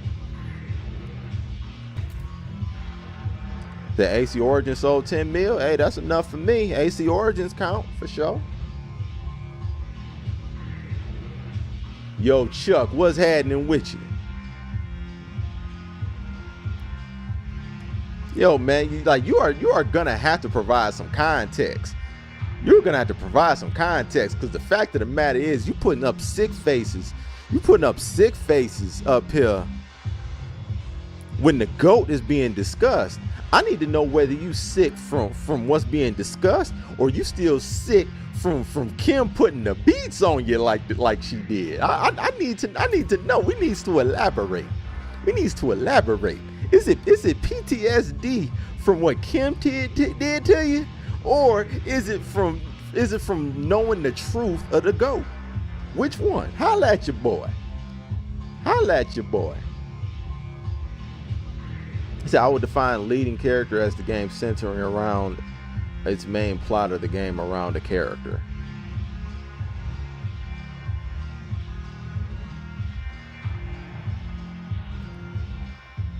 Okay. All right. Fair enough. Okay, so technically not Barrett. Okay.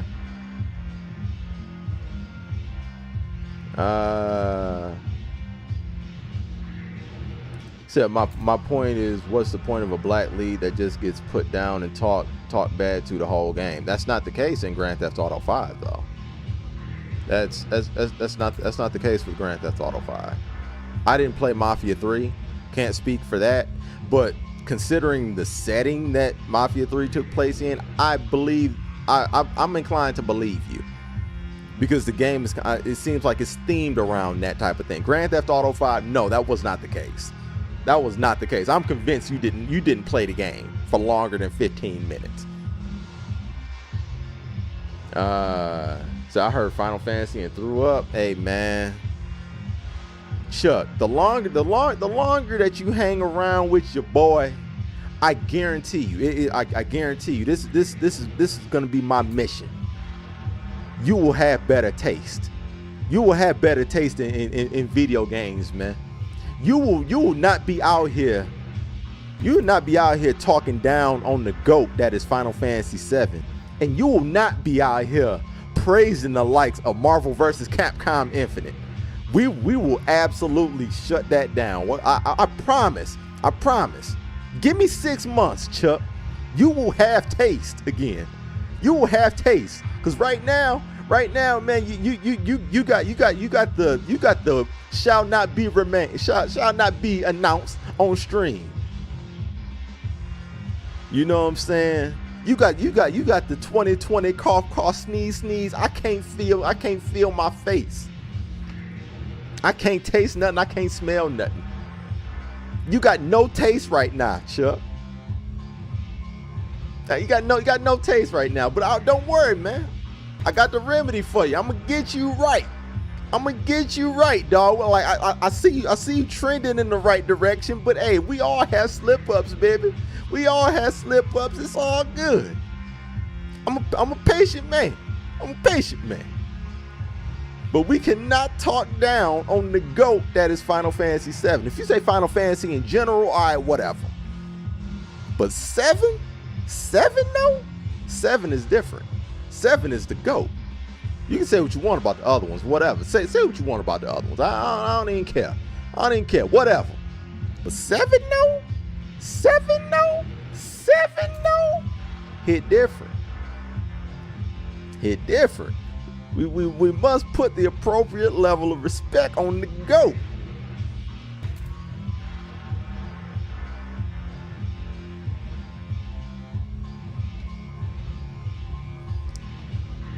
So it wasn't the case in AC Origins either. Yeah, I mean, like, hey man, AC Origins took place in Egypt.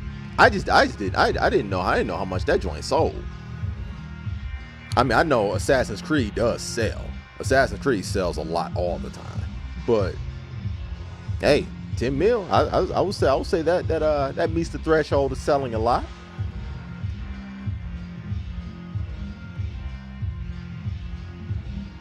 But yeah, that was very disrespectful, Dallas.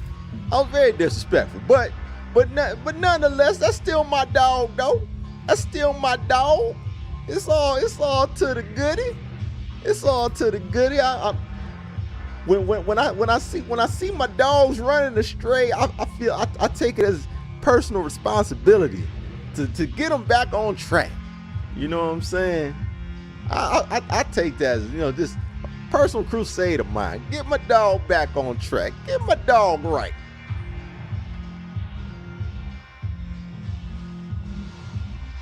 Said, got you. Now if we could find out how much each one sold. Though going off of memory, I don't remember any games mentioned so far outside of Grand Theft Auto and Crysis selling well.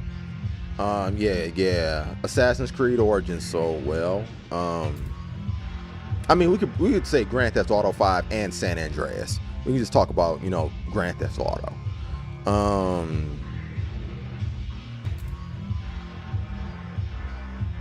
I don't know what Deathloop sold. I can't speak on that.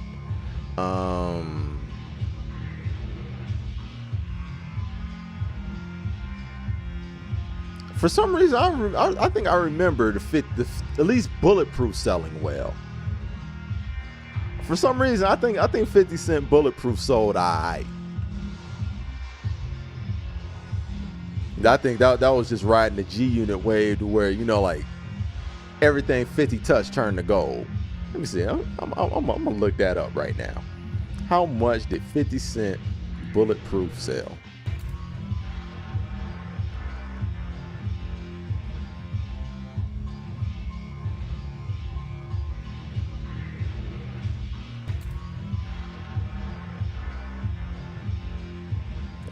Sold more than 2.5 million. Okay, all right. You see how much Blood and Sand sold.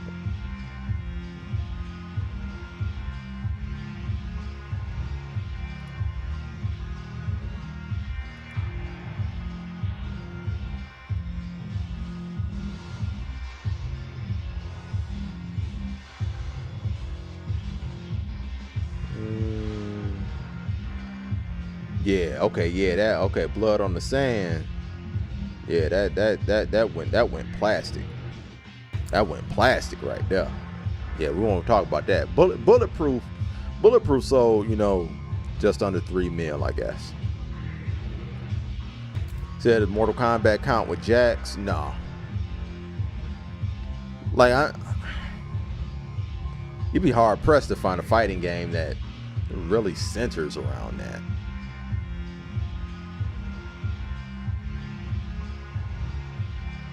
I mean, Mortal Kombat's main character,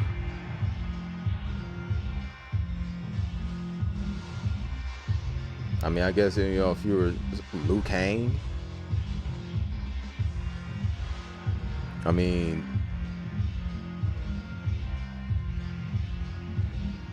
Scorpion and Sub-Zero.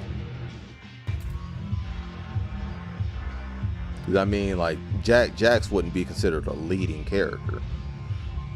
That Super Punch Out, I mean, that, yeah, that at that point, that's when we start going into like murky territory. Like, when you start talking about leading characters, I think these are, you know, leading characters of narrative. I think of narrative-based games.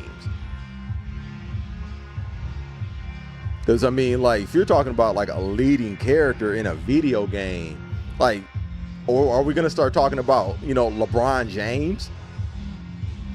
Watch Dogs 2. I don't know what Watch Dogs 2 sold, but that would definitely apply. Watch Dogs 2 would definitely apply. I don't know what that sold though. Let's see. How much did Watch Dogs 2 sell?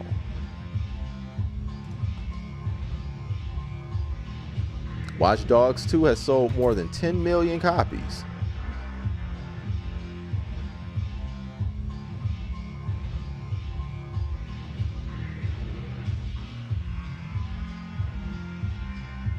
I don't know how this is, according to Fighitng.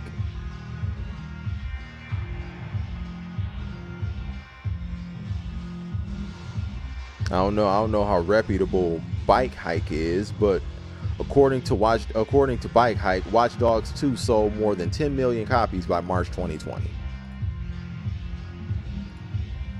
So I would say that applies.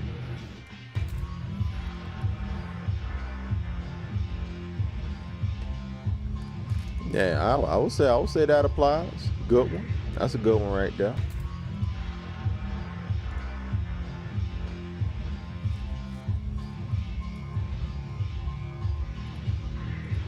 Yeah, Watch Dogs 2. So we got Watch Dogs 2, the Grand Theft Autos, Miles Morales. Yeah, for sure. Miles Morales. There we go. That's another one. I ain't even gotta look that up. That's Spider-Man. I ain't about to bother with that. Yeah, Miles Morales. That's another one.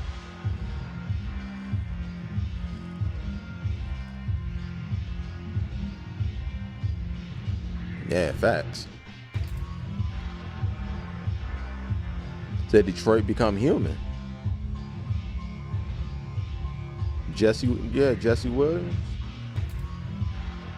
Yeah.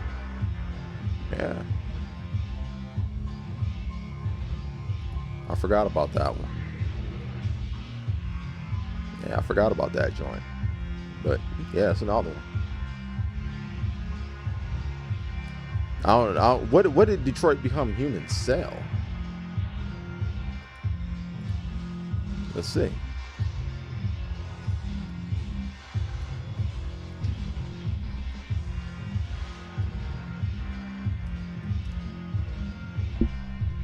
Whoops, my bad. Sold 6 million. Wow, that's impressive. Okay.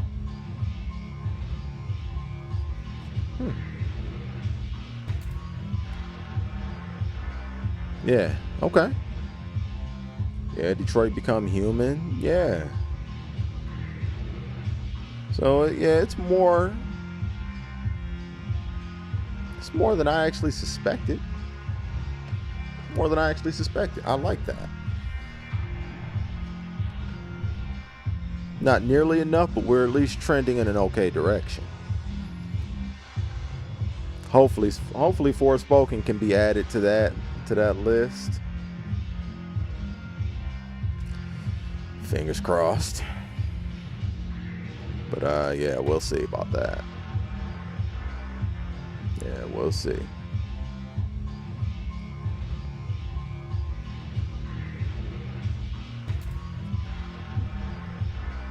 Said Telltale Walking Dead. What did that sell? Like, do Telltale games sell like that? I don't know.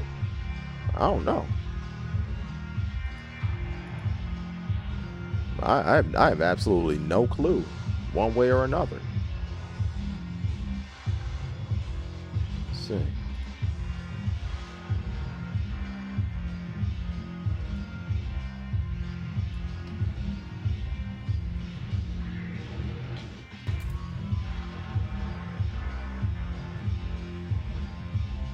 Said Telltale's The Walking Dead sells 8.5 million episodes. I can't speak on it. I've never played it.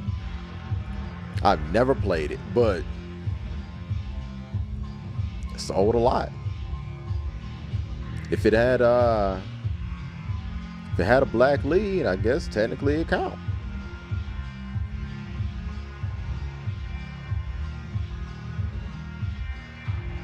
Shaq Fu, man, I'll time you out.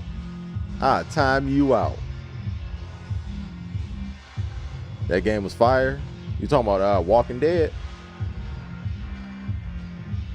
I heard it was good. I did hear it was good.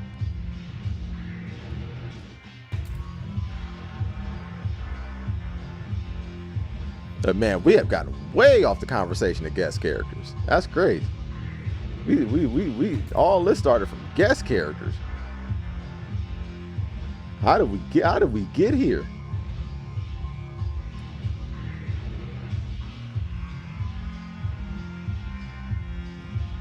But yeah, I can't think of any more.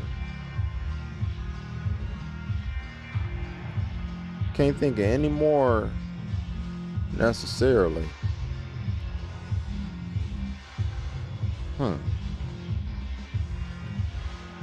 Yeah. I think I'm tapped out. I didn't think of half of the ones that y'all thought of. That true crime, man. I don't think true crime like took off like that though. Cause like specifically his question was like, had black leads and sold. Man, did true crime take off like that?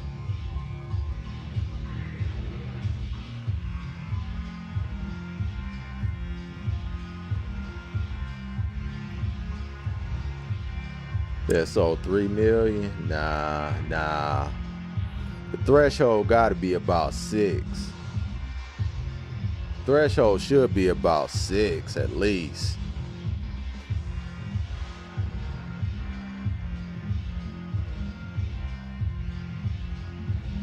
Yeah. We can't just be having any old one. But I mean, technically that does, that stands as a, black lead though. But nah, we can't just have any old. We just can't have any old game, waltzing through. Gotta have a little bit of discretion around here.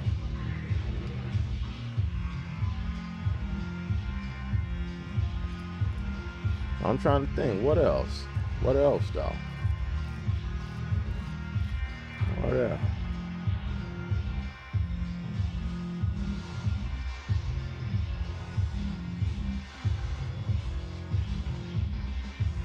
I think that might be it, man. I think that might be it, because it ain't that many. It ain't that damn many, y'all.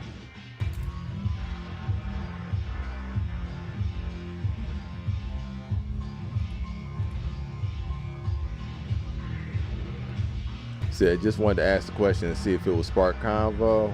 Wasn't looking for any answers, for real.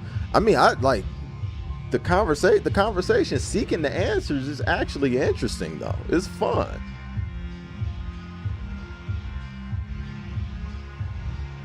Said, was there anything to those Dino Crisis remake rumors going around a few months ago? I guess we'll find out around E3. I guess we'll find out around E3, man. Even though I would have expected to hear about it last E3 if it was gonna happen, but we'll see. We'll see. It's always rumors floating around, man. You have to be very careful nowadays with rumors because people spread rumors just to get attention. So it could have just been something, you know, just to rile people up, man. Get people excited, man. But if there's anything to it, I would expect to hear about it like around E3. By that time, Street Fighter 6 will be out. Resident Evil 4 will be out. They'll be trying to, you know, prep you on what's releasing next in the future. So if that's on the docket at all, you'll probably hear about it this summer. I doubt you will hear about it beforehand.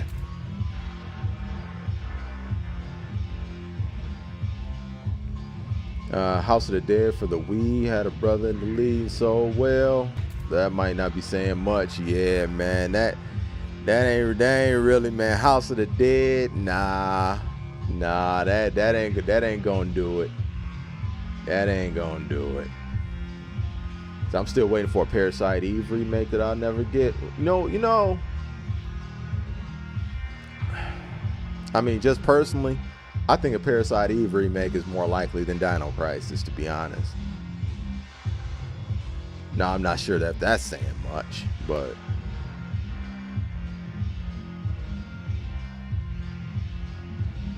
I got you. A well-crafted, provocative question and subject. Appreciate the effort and the question. Absolutely. Absolutely. Yeah. Word. Oh. Throw this joint on the charger. There we go. Should have been doing that the whole time. But yeah, I'm not sure how likely either one of them are. But I think Parasite Eve is actually more likely to get rebooted.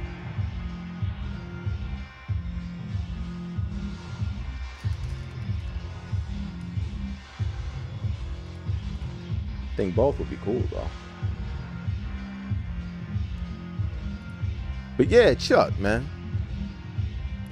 Since you're in here, man, what are your feelings on guest characters, man? I want to know what side of the fence you on as far as guest characters.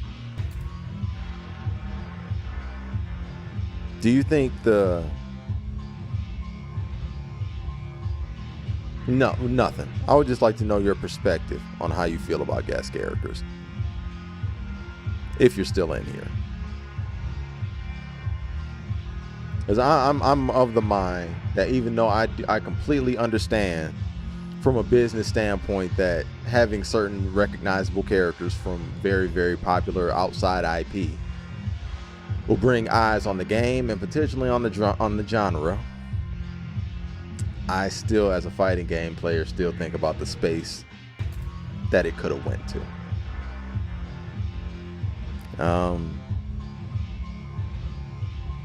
I would just like to see, what side of the fence that you fall on when it comes to that.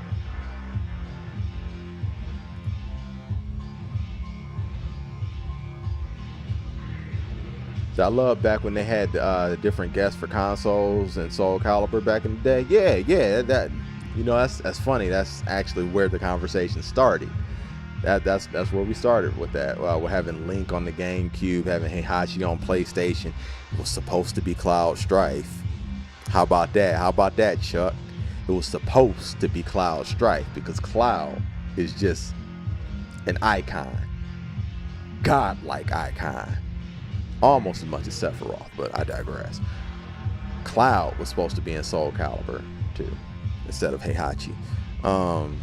And Spawn was in the Xbox version.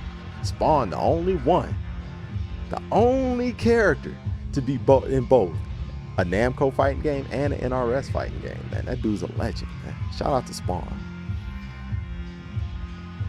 But yeah, that's actually where the conversation spawned from, man. And you know, like Salt Merchant, who was in here earlier, said that he literally tried out Soul Calibur 2 because Link was in the GameCube version. So I do understand the type of gravity that guest characters have, man. You know, they do absolutely have a certain gravity about them that'll bring people towards a franchise that they would otherwise be really chilly on. But I can't help but think about what that spot could have gone to most of the time, at least in NetherRealm's case. That they snuck Starkiller and Yoda in. Yeah, I think that was in Soul Calibur 4. I believe that was 4. Yeah. I don't think you were in here at the time we talked about that. But yeah, that's what we're talking about, you know. Just being curious of, you know, just how much it probably costed them to license, you know, Vader and Yoda. But yeah, that was I believe Soul Calibur 4. Because Soul Calibur 3 I believe was only on PlayStation. I believe that was only on PlayStation 2. And then when the Xbox 360 and PlayStation 3 came out, Soul Calibur 4 was on that. And the Xbox 360 version had Yoda initially. And the PlayStation 3 version had Darth Vader on it.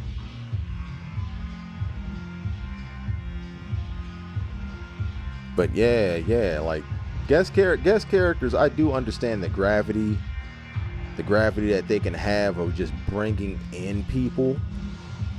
But in the case of Mortal Kombat, they always leave out great characters. They always leave out characters that would have been dope to have in the place of guest characters. That makes it difficult for me to fully be on board with them. But at the same time, I do understand the financial aspect too.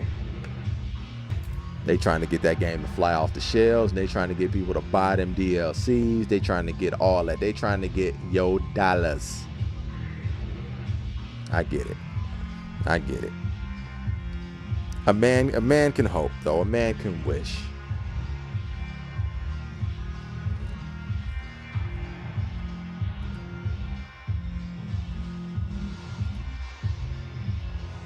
Said, do crossover games count as having guests, Marvel versus Capcom, etc.?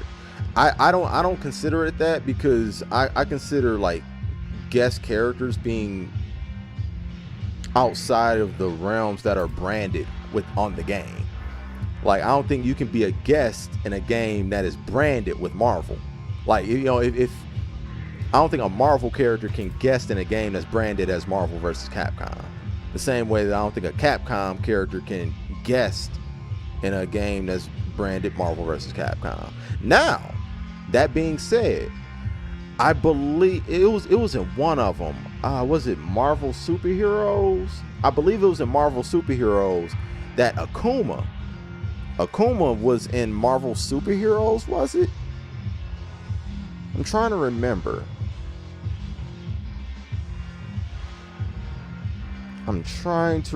But I believe Cyber Akuma was in one of those games. Or was it X-Men versus Street Fighter? I don't remember. But if it was like a Marvel exclusive game, I do think a guest from Street Fighter would like one fighter from Street Fighter would be a guest. But if we're talking about a crossover game that's featuring two different brands, I don't think you know, characters from either one of those brands would be considered guests. You know.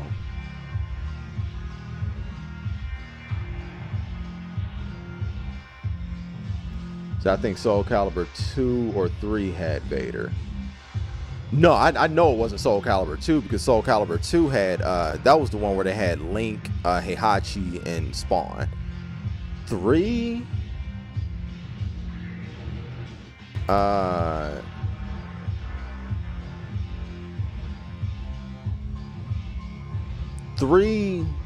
Soul Calibur 3 was only on the PlayStation. I'm not sure that had guest characters.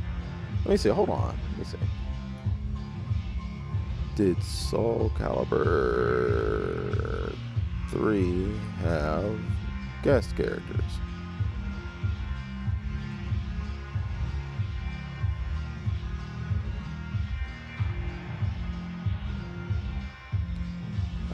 Being based on the original PlayStation, both ports include the 2 guest characters who originally.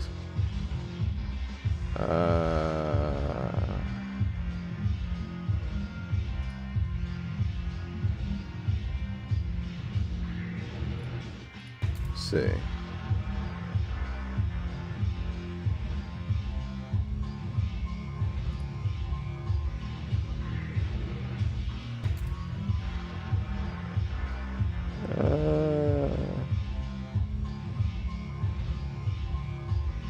Yeah. The Star Wars characters were definitely Soul Calibur 4.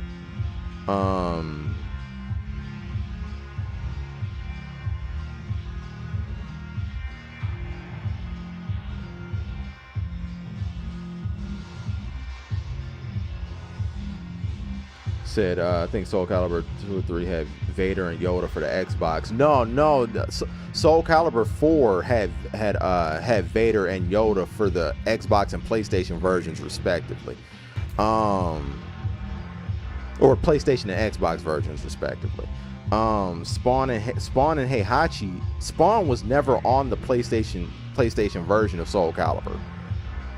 He was only on the Xbox version. Same with Heihachi. Heihachi wasn't on the Xbox version of Soul Calibur. He was only on the PlayStation version. Link was on the GameCube version of Soul Calibur 2. Ganondorf was never there. There was only one guest character. Well, at least one platform exclusive guest character per entry at that point in time.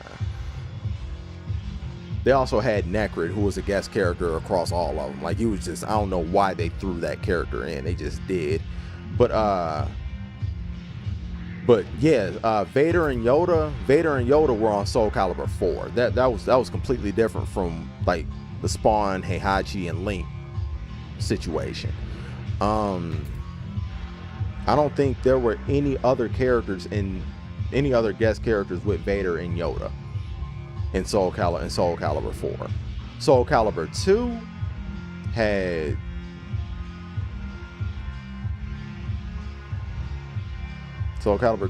Link for the GameCube, Heihachi for the PlayStation, and Spawn for the Xbox, though. Yeah. I said, do Wu-Tang Shaolin style have a guest character? No clue. No clue, sir. I couldn't tell you, dog. I couldn't tell you. Log me in under don't know, don't care. I said, okay, I got you. I guess I didn't remember that as well as I hope. No worries, man. Yo, man, Soul Calibur 2 came out 21 years ago. It came out a whole adult ago. I wouldn't, man. I'm surprised I remember it. I remember it because I played it that much, though, back in the day. Using her, the absolute best female character in all of fighting games, Isabella Valentine, a.k.a. Ivy, a.k.a. Wifey. Had mad winning streaks for her, man. Had mad winning streaks, dog. Like, I remember being at the arcade racking them up, dog. I remember that, dog. Just Nating. Just Nating out here. You know what I'm talking about? Man, no, those were good times, dog. Those were great times. Those were fantastic times. Best of times. Best of. Is Virtua Fighter still a thing? Yeah, it is. Yeah, actually it is, man.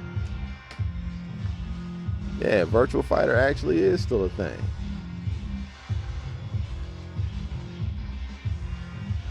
Yeah, I mean, it's still, you know, like it's not as popular as the likes of, you know, the big three, but it never has been. But it is still around. It is still around. I mean, honestly, it's not even as popular as the likes of like DOA.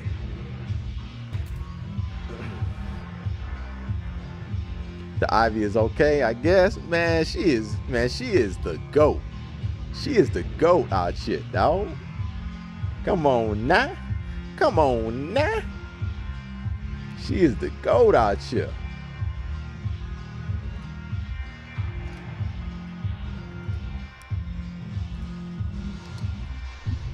But yeah, man. Probably gonna get ready, you know what I'm saying? Wrap it on up. Probably get ready to wrap it on up, man.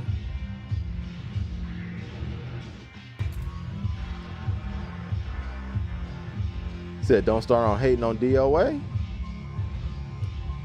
What I say about DOA? I just said Virtua Fighter wasn't as popular as DOA. That's all. I mean, I don't have anything. I'm indifferent to it. I'm indifferent to DOA, one way or the other. So I believe Sega is attempting to revive the franchise with a new iteration. Development is slow in coming with the team at Sega. Hopefully. I say the more fighters, the better. The more fighters, the better, man. Options. Hashtag options. If they're all good, bring them all out. Bring them all out, man. Like I think this is the age to, you know, resurge the fighting genre, man. That's what it's about.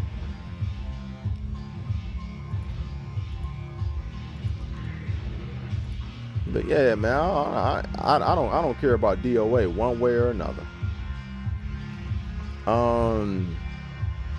Rank your top 5 fighting franchises. The Versus series, Marvel vs. Capcom, like everything from X-Men Children of the Atom all the way up to Marvel vs. Capcom. The Versus series, Street Fighter, Tekken,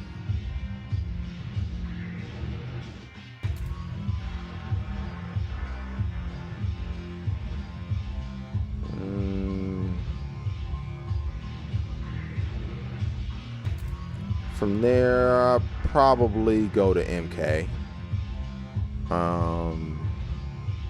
5, Killer Instinct.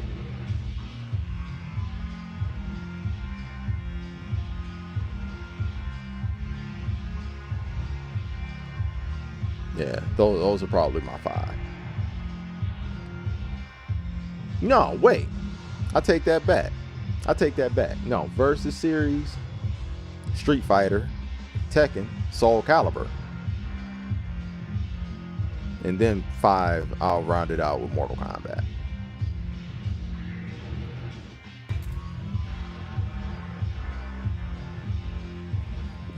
Yeah. Can't forget Soul Calibur. For some reason, like when I think I just lump Namco fighters together for whatever reason. I don't know. It's something wrong in my brain.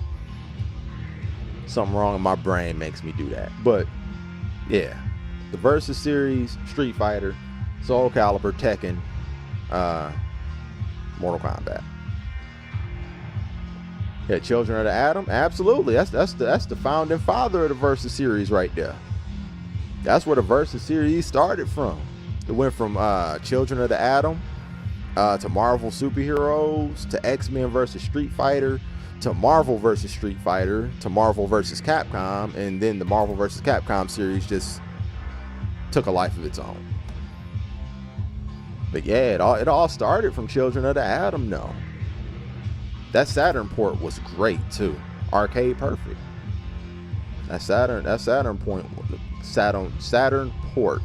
was arcade perfect.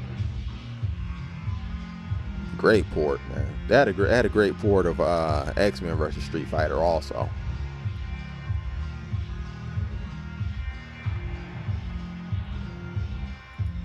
But yeah, like the Saturn could not miss with those arcade ports, man.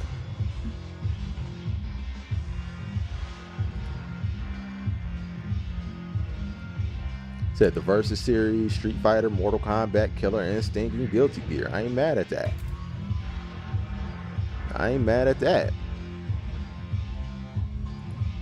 Mad honorable mentions right there. Got a lot of my honorable mentions on there. Killer Instinct, Guilty Gear. I'm on board with that. Fighting game you hate the most. I'm trying to think.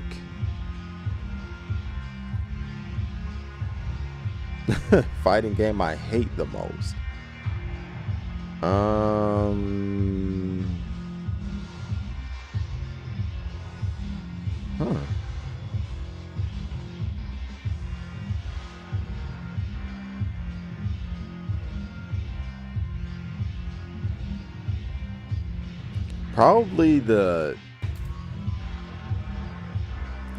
Probably those like those middle purgatory years of Mortal Kombat, like from Mortal Kombat 4 to Mortal Kombat 8, like those Mortal Kombats, the absolutely forgettable joints where it was just all weird, you know what I'm saying? Whether it's, you know, like the Armageddons, Deception, you know, like the Mortal Kombat 4, the weird years of Mortal Kombat, probably those. Probably those. If I had to pick. Clay Fighter was terrible too. Yeah. I mean, but I can't even say I put that much time into that. Like I didn't even play Clay Fighter. Like that was just eye test pass. Like I actually played Mortal Kombat 4 and hated it so much. Yo, Dre, what's going on, man? How you living, dog? I was probably about to get ready to pass, you know, pass the mic off, man. Get ready to get up out of here. Then Def Jam Icon. See, I don't even consider, like, I mean, I guess that's a fighting game, but yeah, I don't even consider that. Like when I think of fighting games, I don't even got that on my radar. Yeah, I ain't even got that on my radar. Def Jam Icon didn't know what it wanted to be, bruh. That joint was trash. But yeah, probably like them middle era Mortal Kombat games. Everything from 4 to 8.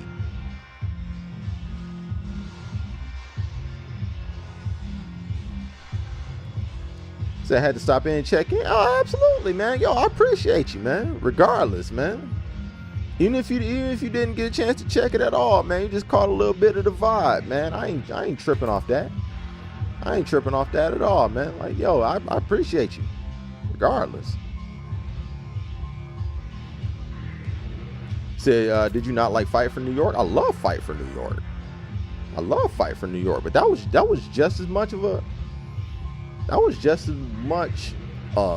like, weren't those like wrestling games too though? That was using the Aki engine that was used for, you know, No Mercy. You know.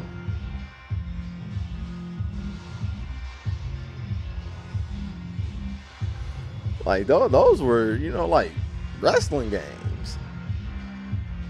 They were fire. They were like I don't even care about the fact that there was wrestling games. They were wrestling games, so, you know.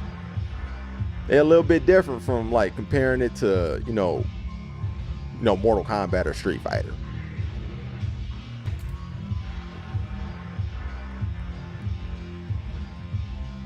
Said Saturn was able to copy the Sega arcade boards, high-res graphics.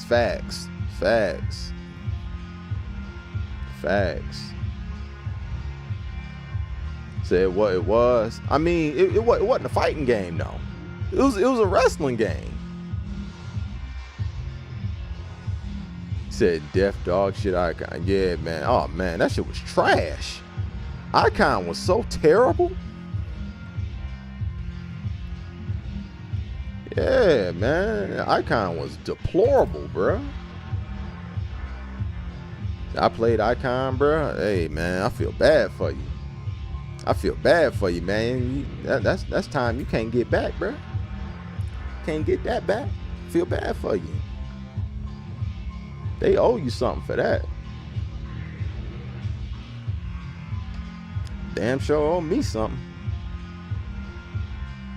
Yeah, Icon was terrible, but yeah, Fight for New York was great. I like Vendetta and Fight for New York. Both of them joints was flames. But those are wrestling games though.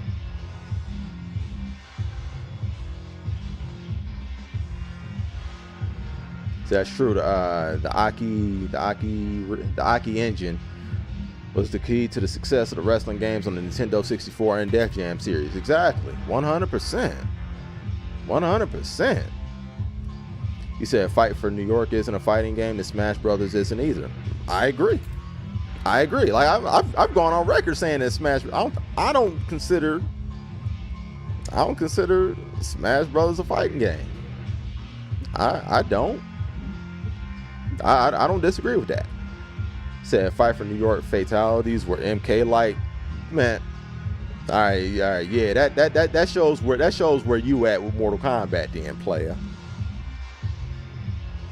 That shows where you at with Mortal Kombat, then, player. Might have to boot that joint up, then, dog, man. We can play Fight for New York. We can pull up some Fight for New York footage, and then we can go play some Mortal Kombat and see how much they resemble each other, dog. We can do that, dog. We might have to do that. Let's go ahead and do that, dog. Let's do that, dog. Let's do it, dog. Said Def Jam Icons. Ironically, it was the fighting game in the series, and look what happened. Yeah, facts. Said Smash the fighting game subgenre. I mean,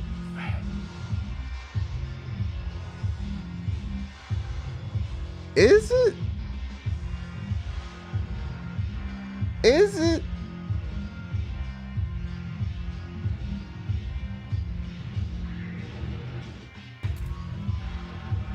So I guess you could count Def Jam Icon as one of the worst fighting games. Yeah. I mean, you can, because it got away from being a wrestling game at that point.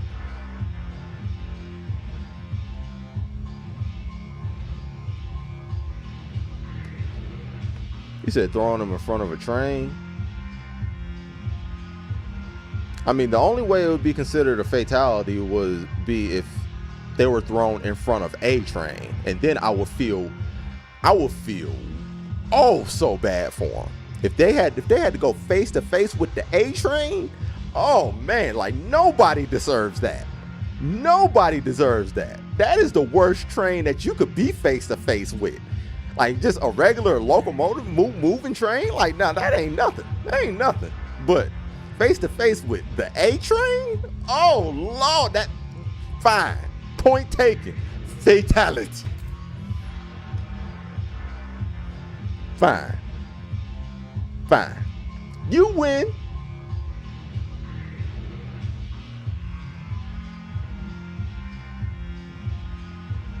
He said, isn't Super Smash Brothers a 2D platform fighter?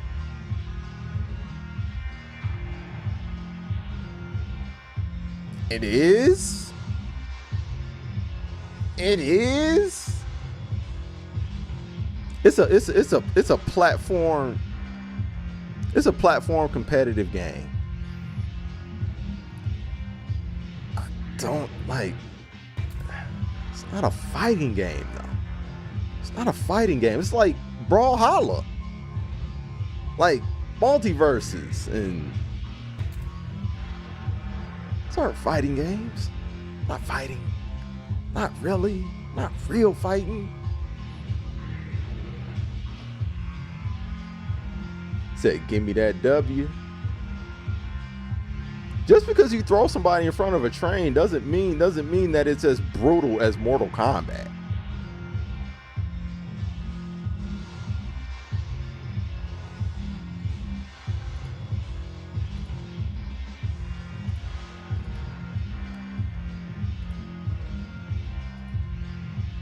Said the genre of Fight for New York is wrestling and fighting. Every wrestling game technically has fighting in it, but that doesn't mean that it's a part of the fighting game genre.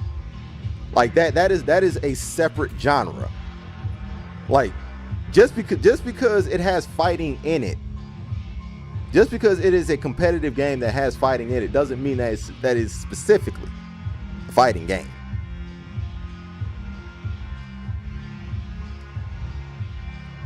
There's a difference.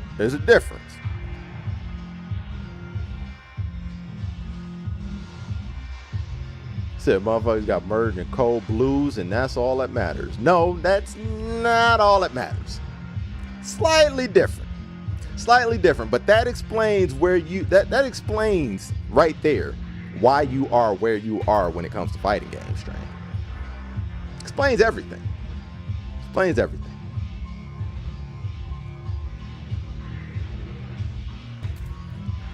Said, nah, Mortal Kombat was brutal, like legit get your feelings hurt. I mean, like they find new ways to be very, very inventive when it comes to the brutality. But even if you take the brutality out of it, there's a certain technicality when it comes to playing a Mortal Kombat game that is not necessarily present in playing the Def Jam games. And it's not supposed to be, because again, it's a different genre.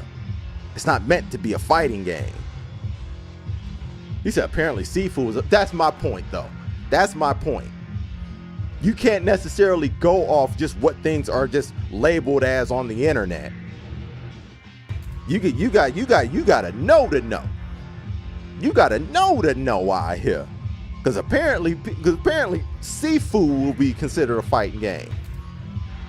If you're just going by what's willy-nilly out here. I know what a fighting game is. I don't need to know what they categorize it as. I know what a fighting game damn is.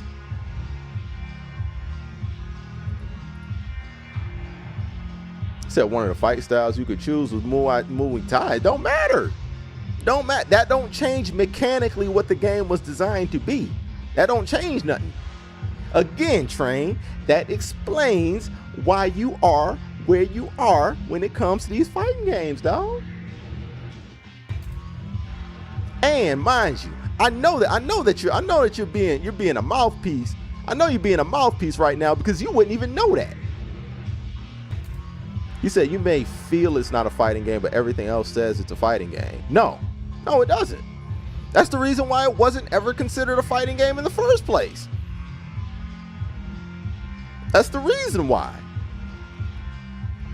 He said Sifu is extended Tekken Force. Facts. It's not a fighting game. I mean, not every game that you fight in is a fighting game. You can fight in a lot of games, but that doesn't necessarily mean it is a fighting game. That's a different lane right there.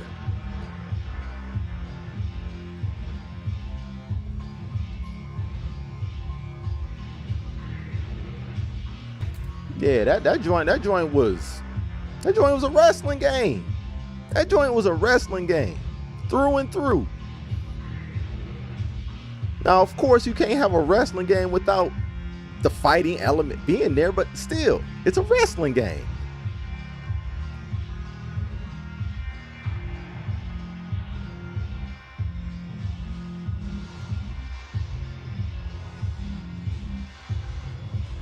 I said, not gonna lie, I love Tekken Force. Yeah, man, that joint was dope. The Tekken Force mode was actually dope.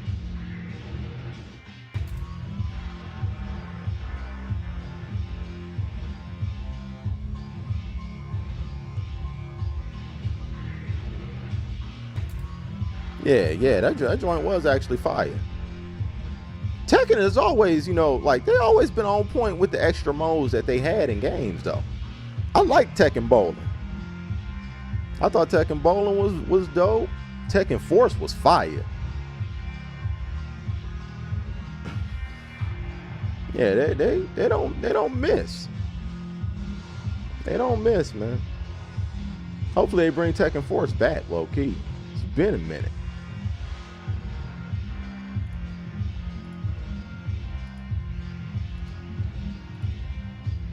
But yeah, we gotta chill on these narratives that Def Jam was a fighting game. It wasn't. No, we gotta calm that down. We gotta calm that down. We let Smash Brothers sneak into Evo. We let Smash Brothers sneak into Evo. Like, nah. We ain't just gonna let any game with fighting in it be considered a fighting game. Like that's the reason why we at this point with Sifu. Nah. Those are genres of their own. Def Jam already got a genre. That engine was popularized by 4 wrestling games.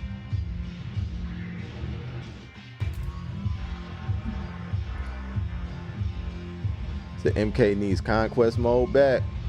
I wouldn't be mad at that. I wouldn't be mad at that either.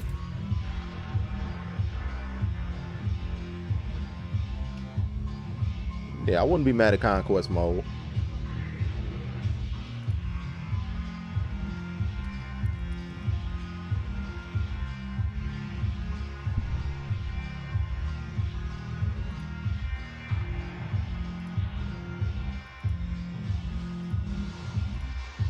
But yeah, man.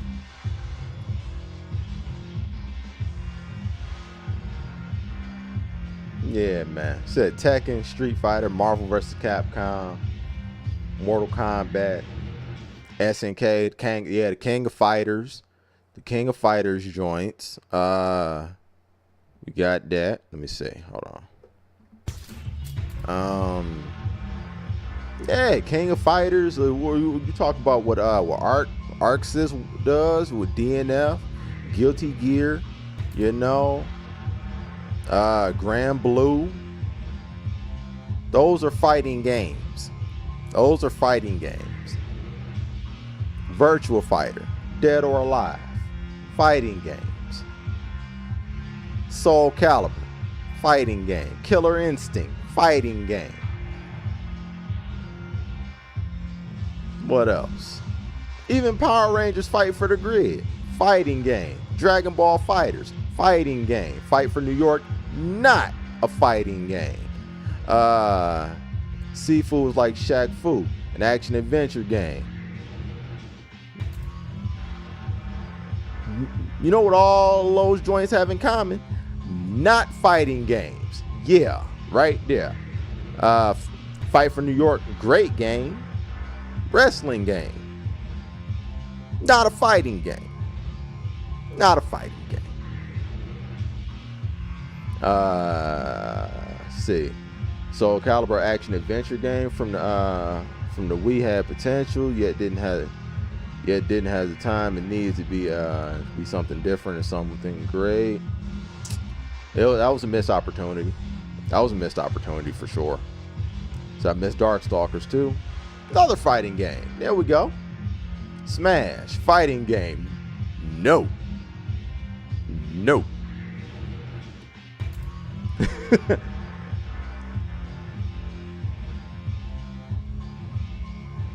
Yeah, much needed return for the franchise, hopefully.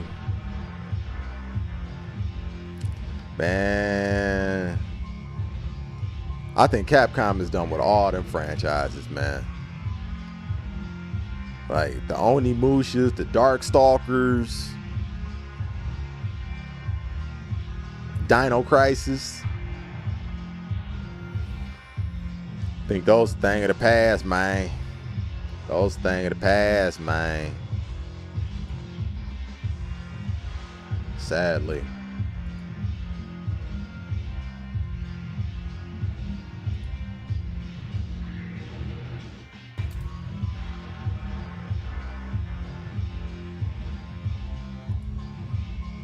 But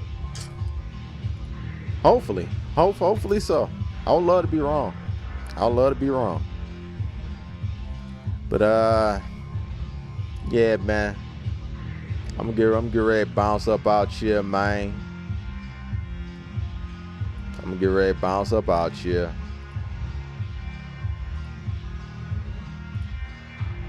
So are boxing games fighting games? No. Then and that goes towards my point. Just because a game features fighting doesn't mean that it's a fighting game. Is UFC a fighting game? No, it isn't. It is not. It is not. Boxing games are not fighting games. UFC games are not fighting games. Wrestling games are not fighting games. They're different. They're different.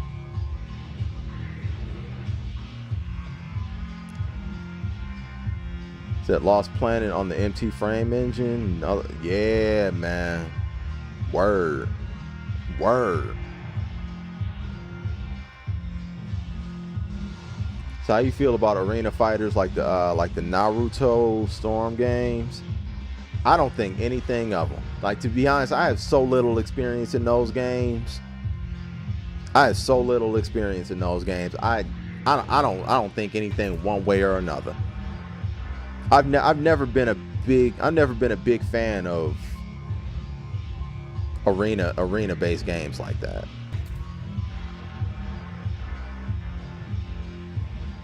Yeah, so I can't speak on them one way or another. I have so little on them that I can't say I love them or hate them. It's a completely indifferent type of feeling on them.